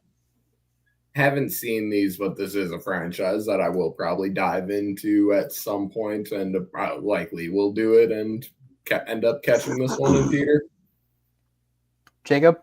It's worth. Yeah, it's worth it. I also when the first Dead Reckoning Part 1 came out, I caught up on the franchise, and yeah, shame on me for waiting so long, because these movies are fantastic. I'm definitely looking forward to this one. So yeah, definitely gonna check it out in theaters. I can't wait to see how this thing wraps up. And also bothers me that he and I have the same hair right now. This is really weird. All right. Moving on then to my number 12, which is a film that I'm not sure a lot of people even know exists, but it is a movie called Good Fortune. And this is the long-awaited directorial debut of comedian Aziz Ansari. Oh, yes. Okay. Those are his co-stars right there. So just to go through the journey of this film very, very quickly, Ansari obviously creatively is best known for doing his Netflix series. I'm blanking on the name. Master of None. He did Master of None. He stepped away from the show initially after 2 seasons because he wanted to pursue writing and directing features. After spending years developing his first feature, a movie called Being Mortal, and shooting a large proportion of the film, the movie wound up being canceled as its principal actor, Bill Murray, got in trouble for sexually harassing crew members on the set of the film. And I guess it soured the experience for Ansari, and he just threw the film away in its entirety. He then went back to scratch, wrote a second film called Good Fortune, which began production and was immediately shut down by the writer strikes in 2023. There was a brief period of time where this movie was also canceled and he was not going to go back to it. However, co-stars, at least it was said, co-stars Keanu Reeves and Seth Rogen convinced him to pick it back up, and they got it shot at some point earlier this year, set for an October release this year. The basic premise of it is Keanu Reeves plays Gabriel the Angel, and when he attempts to help Aziz Ansari, a man who is struggling financially, by showing him that if he swapped lives with a rich man played by Seth Rogen, that the money couldn't solve his problems, and it does actually solve his problems, Gabriel gets kicked out of heaven and now has to survive on Earth alongside the men he tried to help. I think Ansari is incredibly funny. Not just as an actor like on Parks of Rec, but if you've never seen Master of None, it is masterfully written and very emotional, and this premise just sounds like something that he could really tap into. Keke Palmer and Sandra Oh also appear in the movie. So just honestly, on the basis of it took so long to get here, I'm excited for people to just finally see it for the guy, especially because in the process of all that, he also had his own Me Too accusations, and he's one of the few people in Hollywood who actually bared himself out there, and we saw the good for the bad, and he has done, the work to actually improve himself as a human being. So I want to see a win for this guy. I don't know if it'll be a win, but I want to see it. With that said, did anyone even know this existed before I brought it up? I did. Thank you. Thank you. Not Watch Mojo, the British one. I can't remember what it's called. But there was a list of like movies with batshit crazy premises that this was on, and after hearing about it, I was very hyped for this. It's funny that that we just talked about Jonathan Majors not too long ago. Aziz Ansari is another good example, as you said. He's in the middle of his redemption arc right now. He went through the process, went through that redemption. Now he's finally getting it, and the amount of films that Keanu Reeves has coming out this year too is actually kind of nuts. So I'm very happy to see. I'm happy to see Keanu Reeves getting more roles. I'm happy to see more people stepping behind the director's chair. And someone like Aziz Ansari is a very creative individual. And with Master of None, I think like that show being canceled was like one of the biggest heartaches of my like cultural uh, my TV watching and movie watching stuff. Just because I loved that show so much and it had so much potential and it just ended. So anything to get Aziz Ansari back in front of my eyeballs in one way or another, I'm here for. Barbara Tato, any thoughts, or we're moving on? I get to talk about the league more. It's always fun. Aziz Ansari and Seth Rogen, funny as hell when they show up in that for a handful of episodes. And I will also say that I was thinking about it as we were going through this, and thus far from the 2024 movies I have seen, Keanu has given my favorite performance of the year past. So I fucking love Keanu. So give me more of that guy. I'm just trying to remember what he was in last year. Knock that job free. There it is. He fucking knocked it out of the park as Shadow, and that's like that's right. Yeah. No, That's he right. genuinely nailed it. I love that character. It's my favorite Sonic story, and he really he gave me everything I needed from that performance. So, All right, Barbara, any thoughts? Or are we moving on? I'm intrigued. I don't know if I'm as excited as you guys. I'm not the biggest Aziz Ansari fan, but Keanu Reeves and fucking Aziz Rogen bumped together? Jacob at the club one day, and he's pissed about it. He took my time. Yeah, he came all the way down to Centralia, Washington, just to. No, that never happened.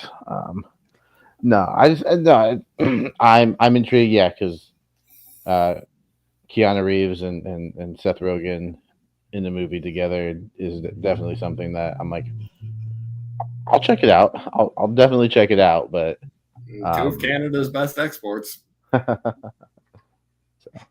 All right, then Shout out we'll Medivh move for not on being here. to my number 11 here, which is going to be I guess you could call it a reboot. I don't really know what it is supposed to be in connection, but it is The Naked Gun. So years ago, this was first announced as starring Liam Neeson and being written and directed by Seth MacFarlane. And then eventually Seth MacFarlane fell off the project and it didn't really know where it was going.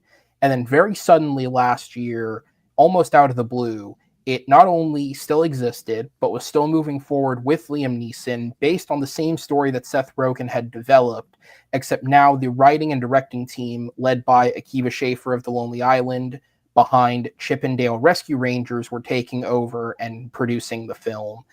And if there's anything that could have topped Seth MacFarlane doing it, it is those guys, because that movie towed the line of trying to be genuine and also tongue-in-cheek humor perfectly. I think Liam Neeson's the perfect person for something like this. I hope to God he does not have 10 more shitty action films in the bank, because I would love this to be the final action film that he did.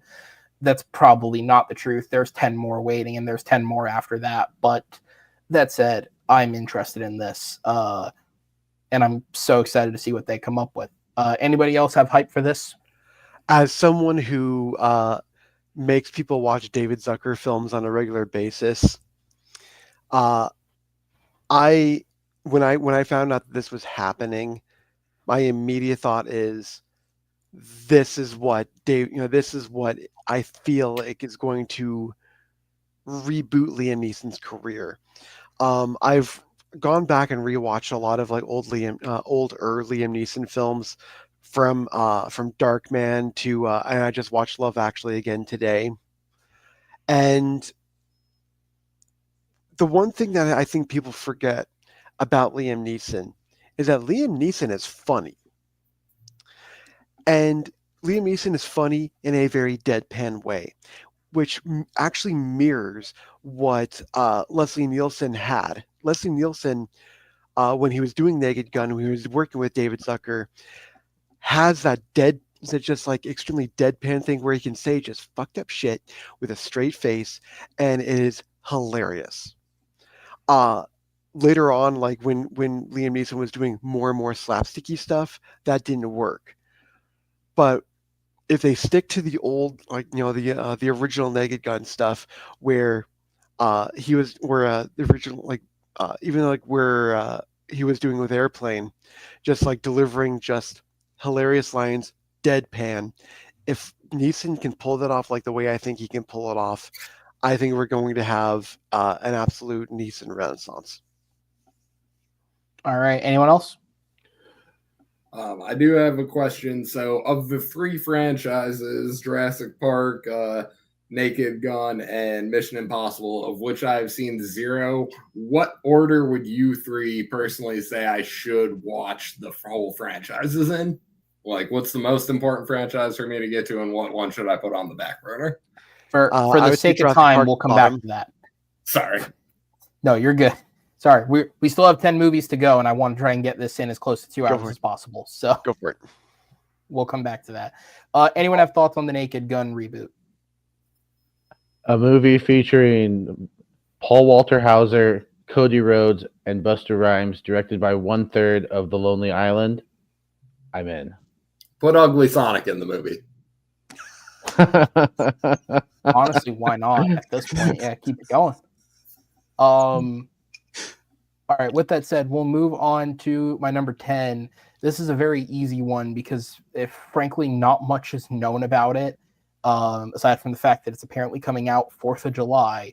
But the Matt Stone, Trey Parker, Kendrick Lamar musical, more than any of those three being involved, and that combo is already a hell of a combo, the one-liner premise that's been given for the film, which is it focuses on a man who works at a historical museum and learns that his white girlfriend's family may have possibly owned his family in the past, is just the most insane thing. I mean, if Kendrick Lamar is trying to make Destroying Drake's career a cultural touchstone, Not Like Us will be on the soundtrack. But Parker and Stone, I think at this point for me, I think the South Park thing is a little tired, and I think they find it a little tired. But anytime they step out of it and do something, it feels creatively refreshing for them. And this is a hell of a way to go about it. Any other thoughts on this before we move on? It's Trey Parker and Matt Stone working with Kendrick Lamar on a slavery musical. There is no part about this that isn't going to be like Book of Mormon level of insanity. I am looking forward to this one so much. This one actually made my list of 21 because there's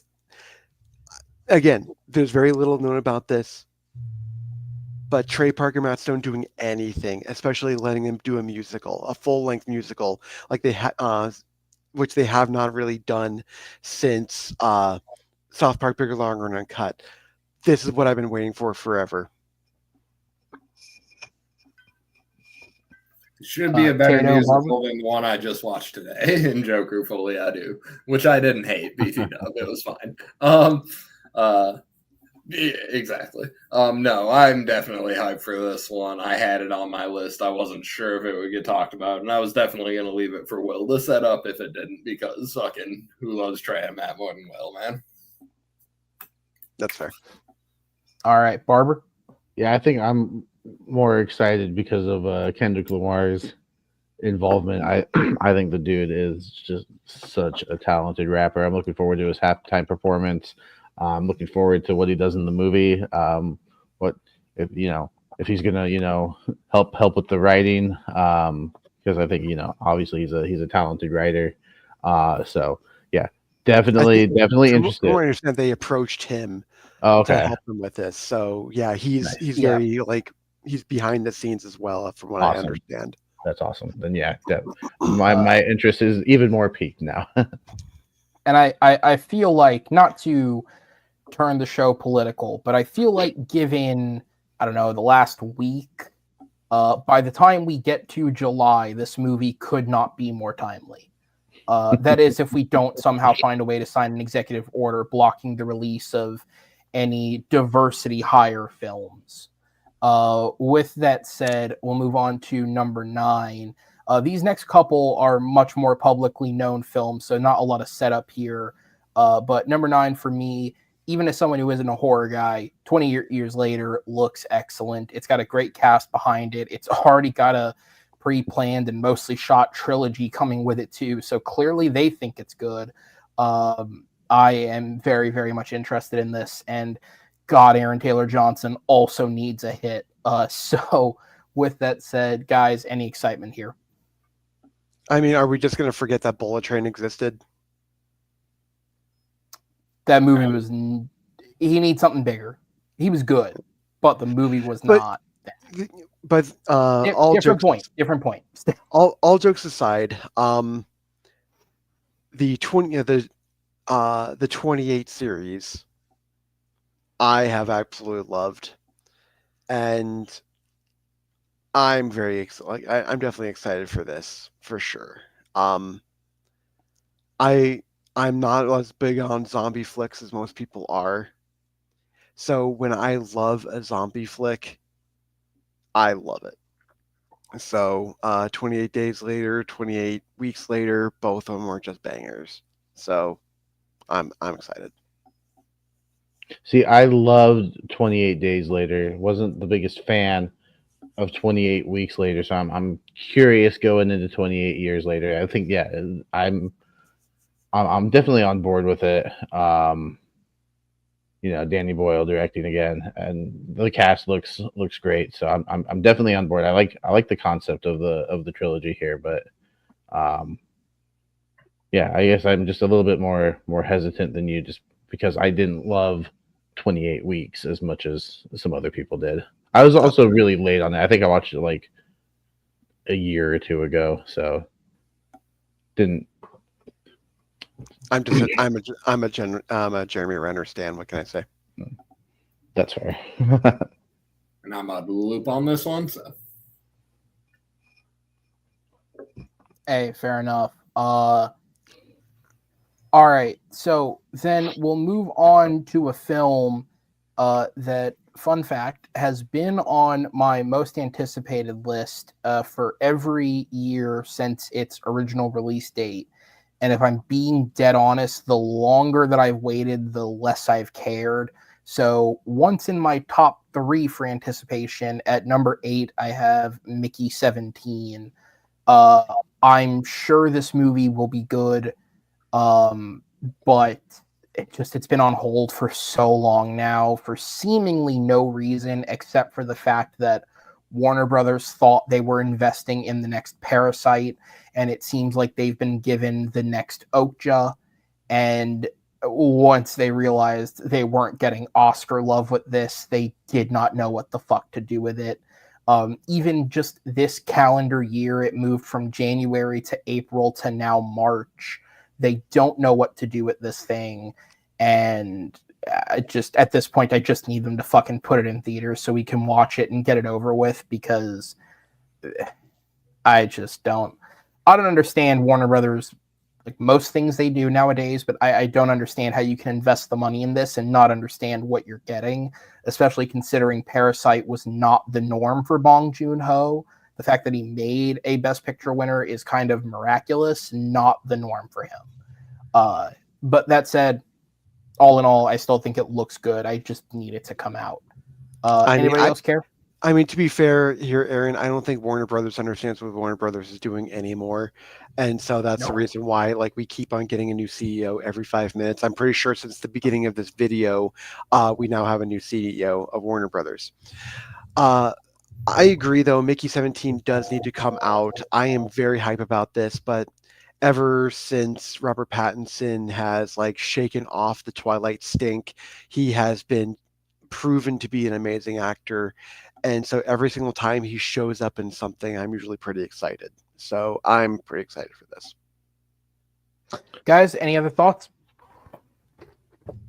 Yeah, I did throw out backstage that this is one I'm excited for. Director Bong basically can't miss, in my opinion. He is fantastic. Robert Pattinson is, as Will mentioned, a great actor, and now that hopefully people are finally starting to really appreciate it. A lot of people, like I had been knocking the drum for him as Batman before it happened. And I thought he gave a great performance. So I was excited when he was cast. I thought he was great. He's fantastic. So this movie is probably going to be pretty high up on my books. And I also have the benefit of I only heard about the film relatively recently. I haven't known about it for years. So Yeah, fair. that's a nice little perk I get from not being as deep as you can be sometimes in the industry. Yeah, absolutely. Jacob, any thoughts? I'm just also excited. Yeah, Bong Joon Ho is a fantastic director. Robert Pattinson is a fantastic actor. So I'm excited to see what the two of them can do together. All right, moving on then. For number 7, we have the first big blockbuster of the year, Captain America: Brave New World. There was a point in time where this movie would have been number 1 on my list because personally I love the spy thriller vibe that the Captain America films like this go for. I'd be lying if I said that all the issues that have emerged with this have not affected my excitement for it. I don't think it's nearly as bad as industry bloggers would have you believe, but at the end of the day, clearly major changes have been made because, well, right there in the bottom left of that poster, Giancarlo Esposito didn't fucking shoot anything for the movie until they did reshoots. So clearly they made changes to this thing, and I'm very curious to see how it goes. Where's everyone else at with this movie? I absolutely love spy espionage, like Jean Le Carre type stuff. And so whenever Marvel decides to like do genre pieces, I'm usually pretty excited. So when I first saw the trailer for this, knowing that that's what we were getting out of that, it's like I was pretty much on board.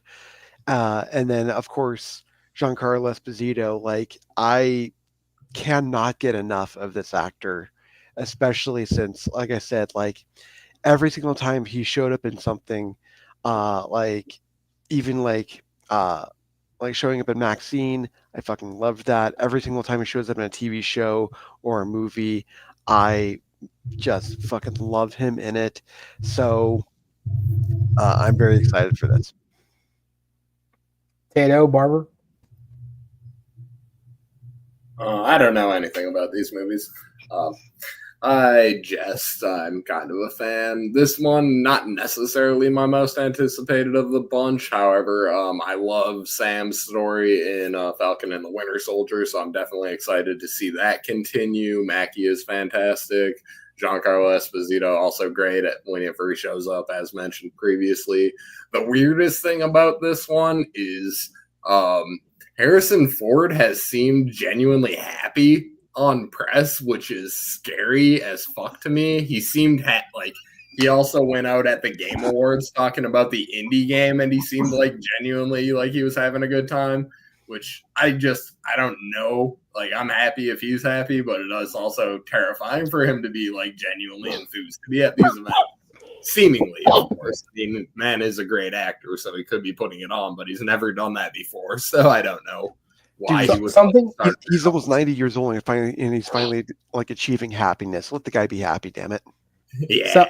Something makes me wonder if working on a show like Shrinking has helped him work through some things. I love it. Better late than never. Barber, any thoughts before we move on? Yeah, the only thing I'm kind of curious about is the runtime is under 2 hours, which is not the norm for the MCU. So I'm that's got me a little curious. I'm definitely excited. I loved Falcon and the Winter Soldier. I thought it was a fantastic series.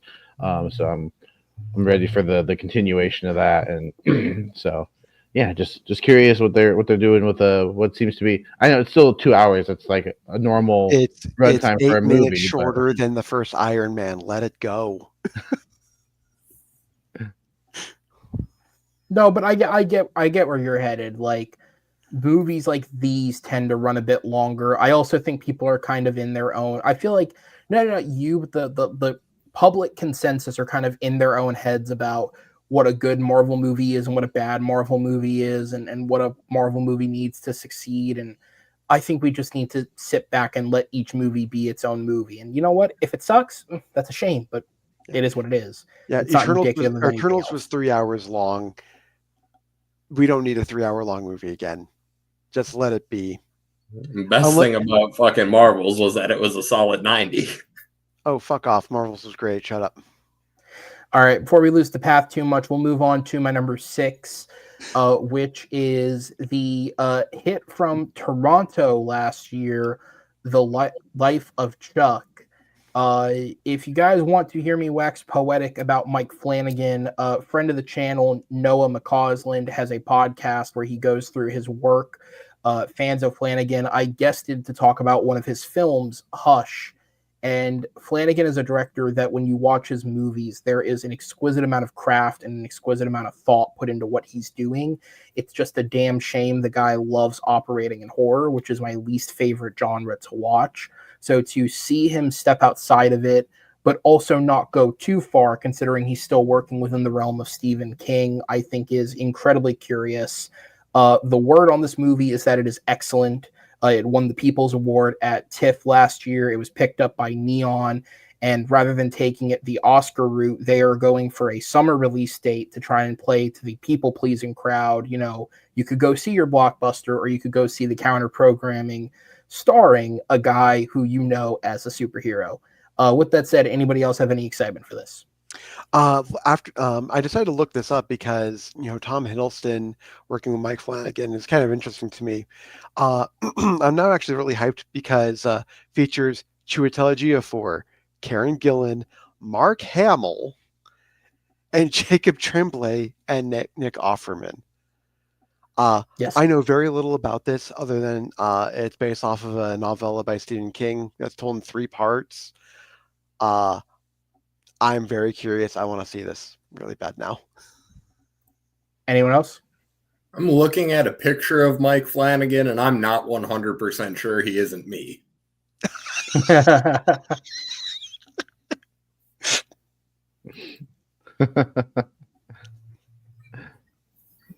All right. Like it. It could be. Hey, DM him on Twitter. See if it works. Yeah, no, great director, interesting cast. I'm in.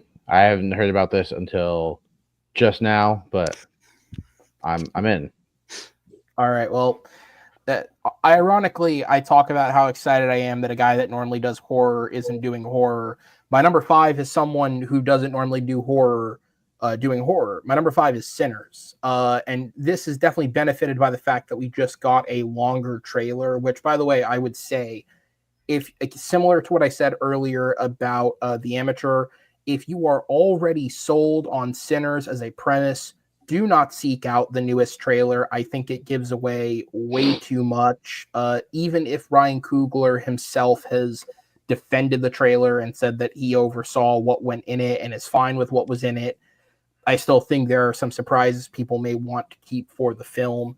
But that said, Michael B. Jordan playing a set of twins in 1920 Southern America, dealing with a set of vampires who are also quite possibly members of the KKK or at the very least white supremacists. Again, unfortunately, couldn't be more timely. But Coogler is a great director. He's talked about when promoting this film how personal this was to him. Specifically, he's talked about how one of the reasons he wrote the story the way he did was because he was dealing with the emotions of being a black man who essentially achieved overnight success in the film industry. And it is crazy to think that Creed isn't even 10 years old yet. I mean, his success was truly overnight in the film industry. Now he's a writer, director, producer with a film company, co-producing things with Marvel Pictures. He's had a lot of success, and those emotions were what drove him to write a movie like this. And then I guess at some point he thought, oh, vampires are fucking cool. Let's put vampires in it as well. And that's what this is. I think it looks great. The fact that it's shot in IMAX is going to be excellent. It's going to be great to watch on the big screen. Not that I'll necessarily see it on the big screen. I'm going to wait and see what the word is on that, because I'm a pussy and I don't like being uncomfortable watching movies. But I think it'll be awesome. And I am looking forward to it whenever I decide to see it. So anybody else looking forward to this? Oh, I am absolutely. now, especially since Delroy Lindo is also in it. So you have Ryan Coogler with Delroy Lindo, and again Michael B. Jordan in a 1920s period vampire film. Dude, just sign me up now. Jacob? Yeah, no, this might be one or two for me. Ever since I heard about it, I saw the first trailer.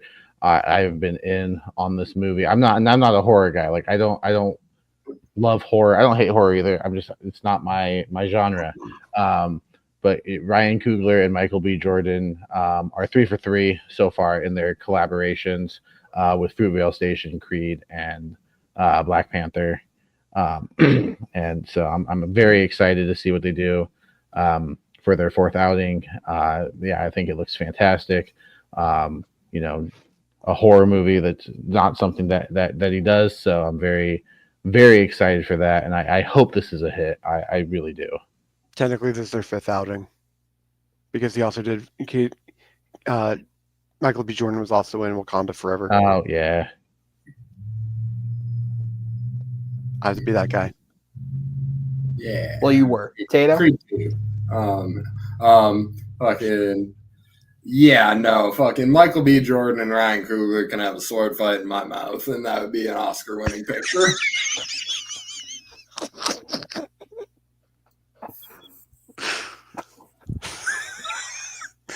Oh, Aaron's picturing it too. Does your mouth handle that? Probably not, considering the two gentlemen at play. Normally, when I deliver that quip, it's like possible, but not in this situation. Insert anaconda joke now. Oh, all right. Well, okay. You know what? We're safe though, because you can't possibly make a penis joke about this next movie. By number 4, Call Me Naive, Lilo and Stitch. Look, I can't make a penis joke about this already. I can't make a penis joke about this. Please don't. The Hawaiian natives go through enough already. Okay, let's not bring this into it. Apologies to Spaceman Shepard. No, listen, Call Me Naive. All right, I know most people don't care about the Disney live action remakes, and there's just as much a chance that this sucks as it is good. But that said, having Chris Sanders involved in the movie, both creatively and as the voice of Stitch once again, especially coming off the back of The Wild Robot, I think is a great touch. Dean Fleischer Camp directing The Man Behind Marcel the Shell, which she was on. I think that working with an IP that already has a lot of heart imbued in it, and now getting to see real actors bring that heart to fruition with the creatives behind it that are working on it, this has a genuine chance to be something special. I do think it says a lot that Disney took this from being a streaming only release and decided to make it a theatrical release. It also could say they had a horrible 2023 and they have a lot of money they need to make back, but I'm going to choose to believe that it's the first reason, and I hope it's great. Anyone else have a care about this, or are we opposed? Considering that the first production stills back from I think like 2021 or 2022 looked even worse than Ugly Sonic, and the fact that it looks this good now, I think shows that they actually put a lot of love and care into this. It is really, really hard for me not to break out my Stitch impression right now because I fucking loved the first Lilo and Stitch. And any single time like Stitch shows up in anything, it just makes me very, very happy.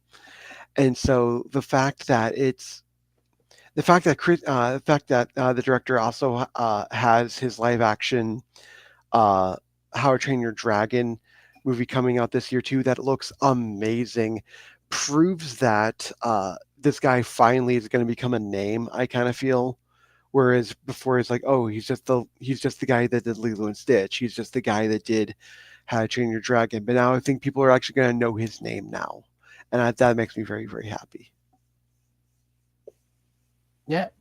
Tato, Barber, any thoughts? And I only came on the show because I wanted Will Stitch impression. Okay. Well, do my Stitch impression then. Yeah, there it is. All right. Yeah, I definitely have this on the list. The moment Stitch showed up and crawled across the screen at D23, I believe it was so perfect. They nailed him much the way they redid and nailed Sonic. I was going to make that analogy as well. So yeah, definitely pretty pumped for this one. It looks fantastic. Yeah, definitely more excited for this one than Snow White. Yes. So Snow White not on the list. With that said, I love the idea of Snow White because I want to see how many friends of mine are racist.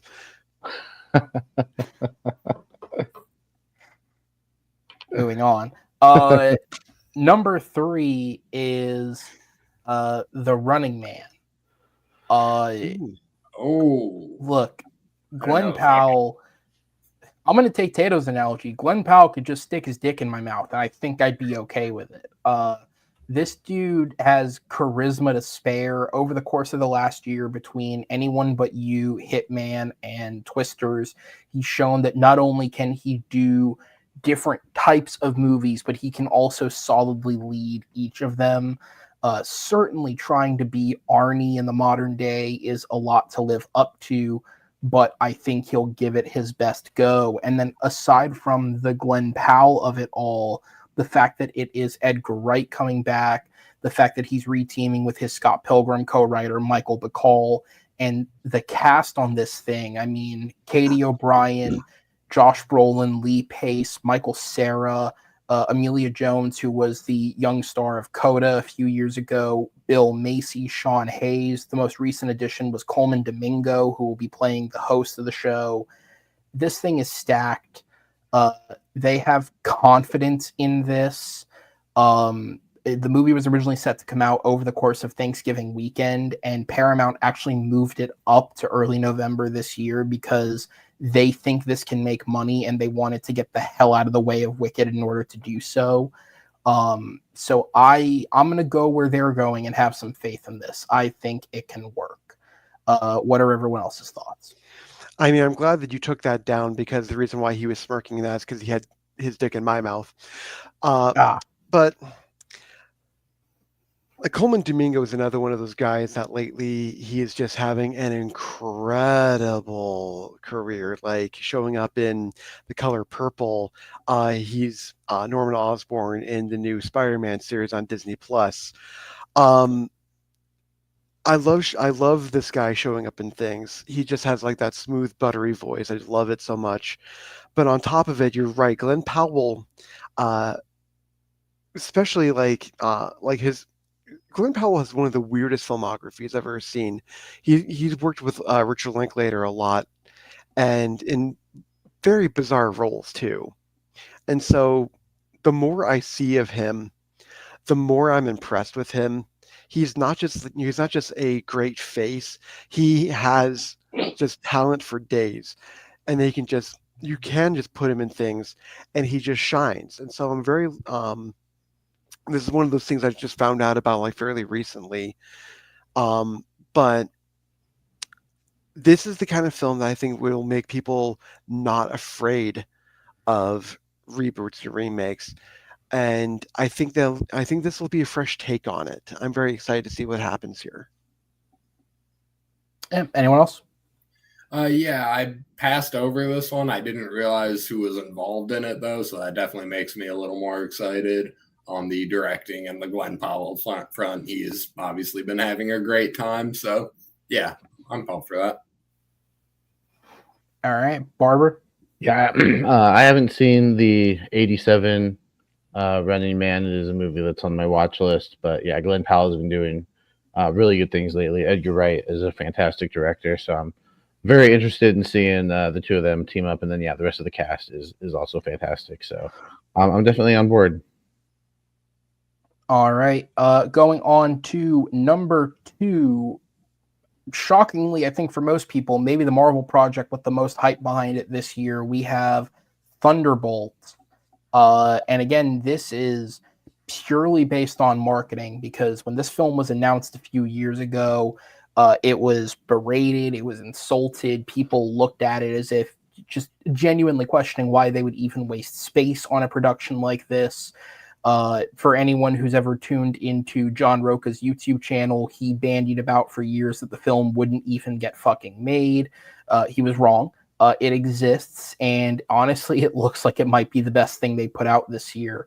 And this movie is exactly what I wanted it to be when I first heard about it. It just seems like this weird clash of various different personalities and B characters and all this side stuff shoved into one film that in universe it seems like will be used as an interesting way to exposit story and sort of move the MCU along without necessarily having to make a big tent pole.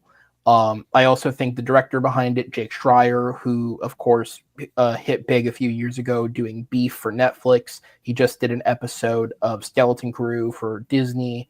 I think he's going to deliver something unique with this. And I'm definitely looking forward to it. Anyone else?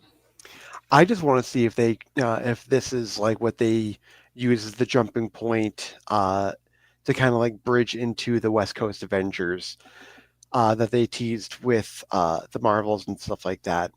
I love random team ups, and you know what? I'm kind of done just questioning Marvel in general.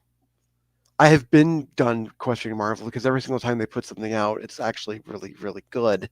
I don't care what people say. Uh, this is one of those films that I think is just going to be pure action fun, which was what which is what Marvel Studios really sought out to do in the first place. I don't think people are going to be kind of poo poo about it in the marketing. Let them be poo poo about it. I think people are going to like just change their tunes once this comes out. All right. Barber Tato.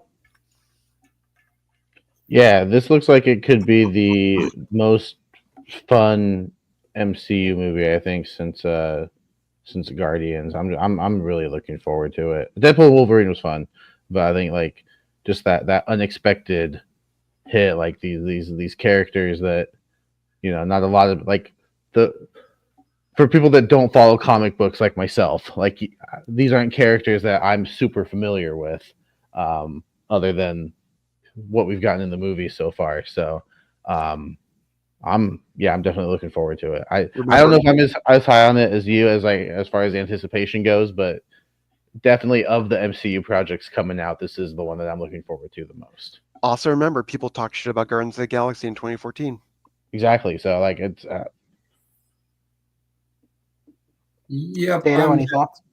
I'm pretty hyped for this one. I love the three central actors and their characters to death. So I will sign up for anything. In particular, Florence Pugh and Seb Stan are like I've never seen them be bad, and they're both fucking fantastic in the universe.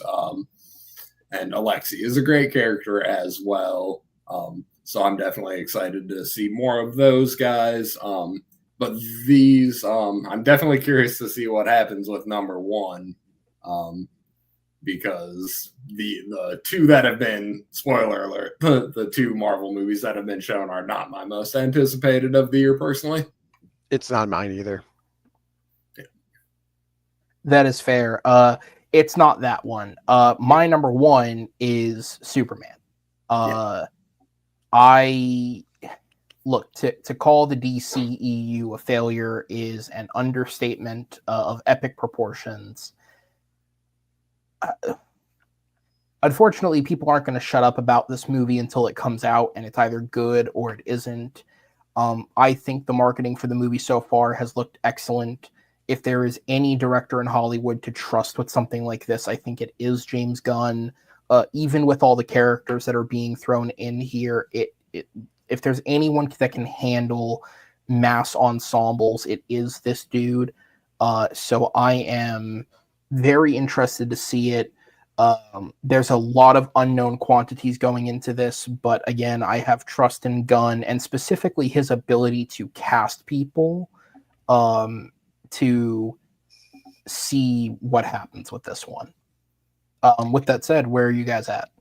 Okay, I have to say what some of my friends have been saying about this. We have a Jewish Superman, we have a Jewish Lois Lane, and David Krumholtz is going to be in Supergirl. We're finally hiring Jews to play Jews. Thank you so much, James Gunn. But for me, being hyped about a Superman film says a lot, because Superman is easily my least favorite character of any comic. He is boring as shit. I'm sorry, I'm not excited by people you can't kill. Unless you find a green rock, which, if you find the green rock, chances are you're probably dead before then. So the fact that he, just the short teaser trailer, first shows him bleeding is exciting to me. The fact that we get to see the world but not explore it, and also having Nicholas Hoult play Lex Luthor, super exciting. There's so much going on with this film. I'm just hyped as hell for this. All right, Barber, what are your thoughts?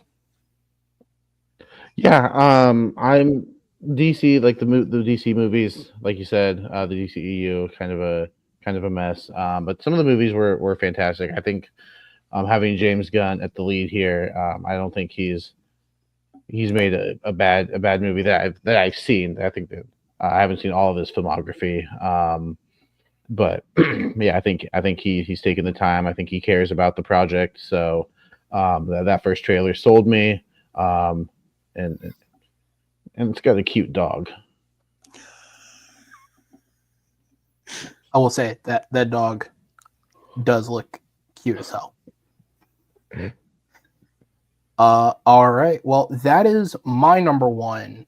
But I'll go ahead and toss it over to you guys. What was that? Oh, I wasn't sure if we were gonna. I'll speak on Superman. I apologize. I thought you went before him. I missed that. My bad. Go ahead. No, you are definitely good, Ski. In Gunn, I trust. Obviously, Guardians have been fantastic. So he should handle this just fine. I love the look of the suit. We had the discussion. I don't know if it ever went out, so spoiler alert. But when the casting rumors were really starting to hit, we did that show. And I was beating the drum for Lex Luthor to be Nicholas Hoult. So I was definitely glad that one came through. Corn Sweat looks fantastic as Soups, so that is dope to me. And yeah, I want to believe a man can fly. That's what I want from this movie, because we haven't got that in our generation. So I'm hoping that's what this movie does. I think a lot of people are in the same place you are. Films your people are looking forward to. So I will give you guys the choice, just for the sake of time constraint. You can either quickly, I'll give each of you that choice. If you have a couple of titles you want to bring up, I'll let you rattle them off real quick. Or if you have one or two you want to talk about briefly, that is your choice. Tato, I'll start with you. I'll do a mix of those. I'll throw a Dirty Dancing sequel, because that may or may not happen this year. Why not? I'm good with that. Jennifer Grey involved. Fuck it. Give me more of that story. It's fun. Toxic Avenger also may or may not come out this year, it seems like. So that's Dinklage is pretty fucking fantastic. I'm down for whatever he does. Shabadoo. We did not talk about. Maybe we will get a Fantastic Four circle going because I think other people are excited about that one. Freakier Friday, sure. And then the one I'm most anticipating will be, that did not get mentioned, is Mortal Kombat 2. I had a blast with the first one, and I really like getting into the tournament here. Should be pretty fun. And give me Johnny Cage, baby. All right, Barber. Yeah, the big one that I want to shout out, well, not big, but the main one for me personally is called Queen of the Ring. It's the movie that's chronicling the life of Mildred Burke, who was a female wrestler, and the fact that it's got actual wrestlers involved in wrestling personalities. I hope that it's taken the time to actually learn about the business, and it's going to handle that the wrestling side of it extremely well. And then I think I'm just on board with the sequels coming out, because Freakier Friday I'm looking forward to. I love Freaky Friday. Nobody 2, I loved the first Nobody. The Accountant 2 is supposed to come out. I loved the first one. And Megan 2.0. Megan was an absolute surprise. It was one of those January movies that I was like, that's going to be definitely a January movie, just based on the trailer. I did not like the trailer. And then I saw the movie and I was like, oh, boy, was I wrong about this movie. This movie is fantastic. So those are just a few that I wanted to shout out. All right, Will. All right, so speaking of sequels, because I'm that guy, as much as I hate Jared Leto, I have to bring up Tron Ares. Any single time we get a Tron film, I'm always hyped about it. One, while we were talking about some of these things, one I stumbled upon that now I'm very intrigued by. It's called The Bride. It's a horror musical that's Frankenstein adjacent, starring Jake Gyllenhaal. Know nothing about this film. I really want to see that one. The one I am 100% shocked was not on your list, and it actually offends me personally. Wake Up Dead Man, the third Benoit Blanc film. I am 100% on board with this. I'm going to be honest with you, it didn't show up in my search. I don't even have it on my side notes, so that's just user error. Fair enough. But the cast is extremely stacked on this one. But the one that the cast member that amuses the hell out of me when they announced it, just because we have no idea what the fuck they're going to do with him. Jeremy Renner is going to show up in there, despite the fact he was on a hot sauce bottle in the second film.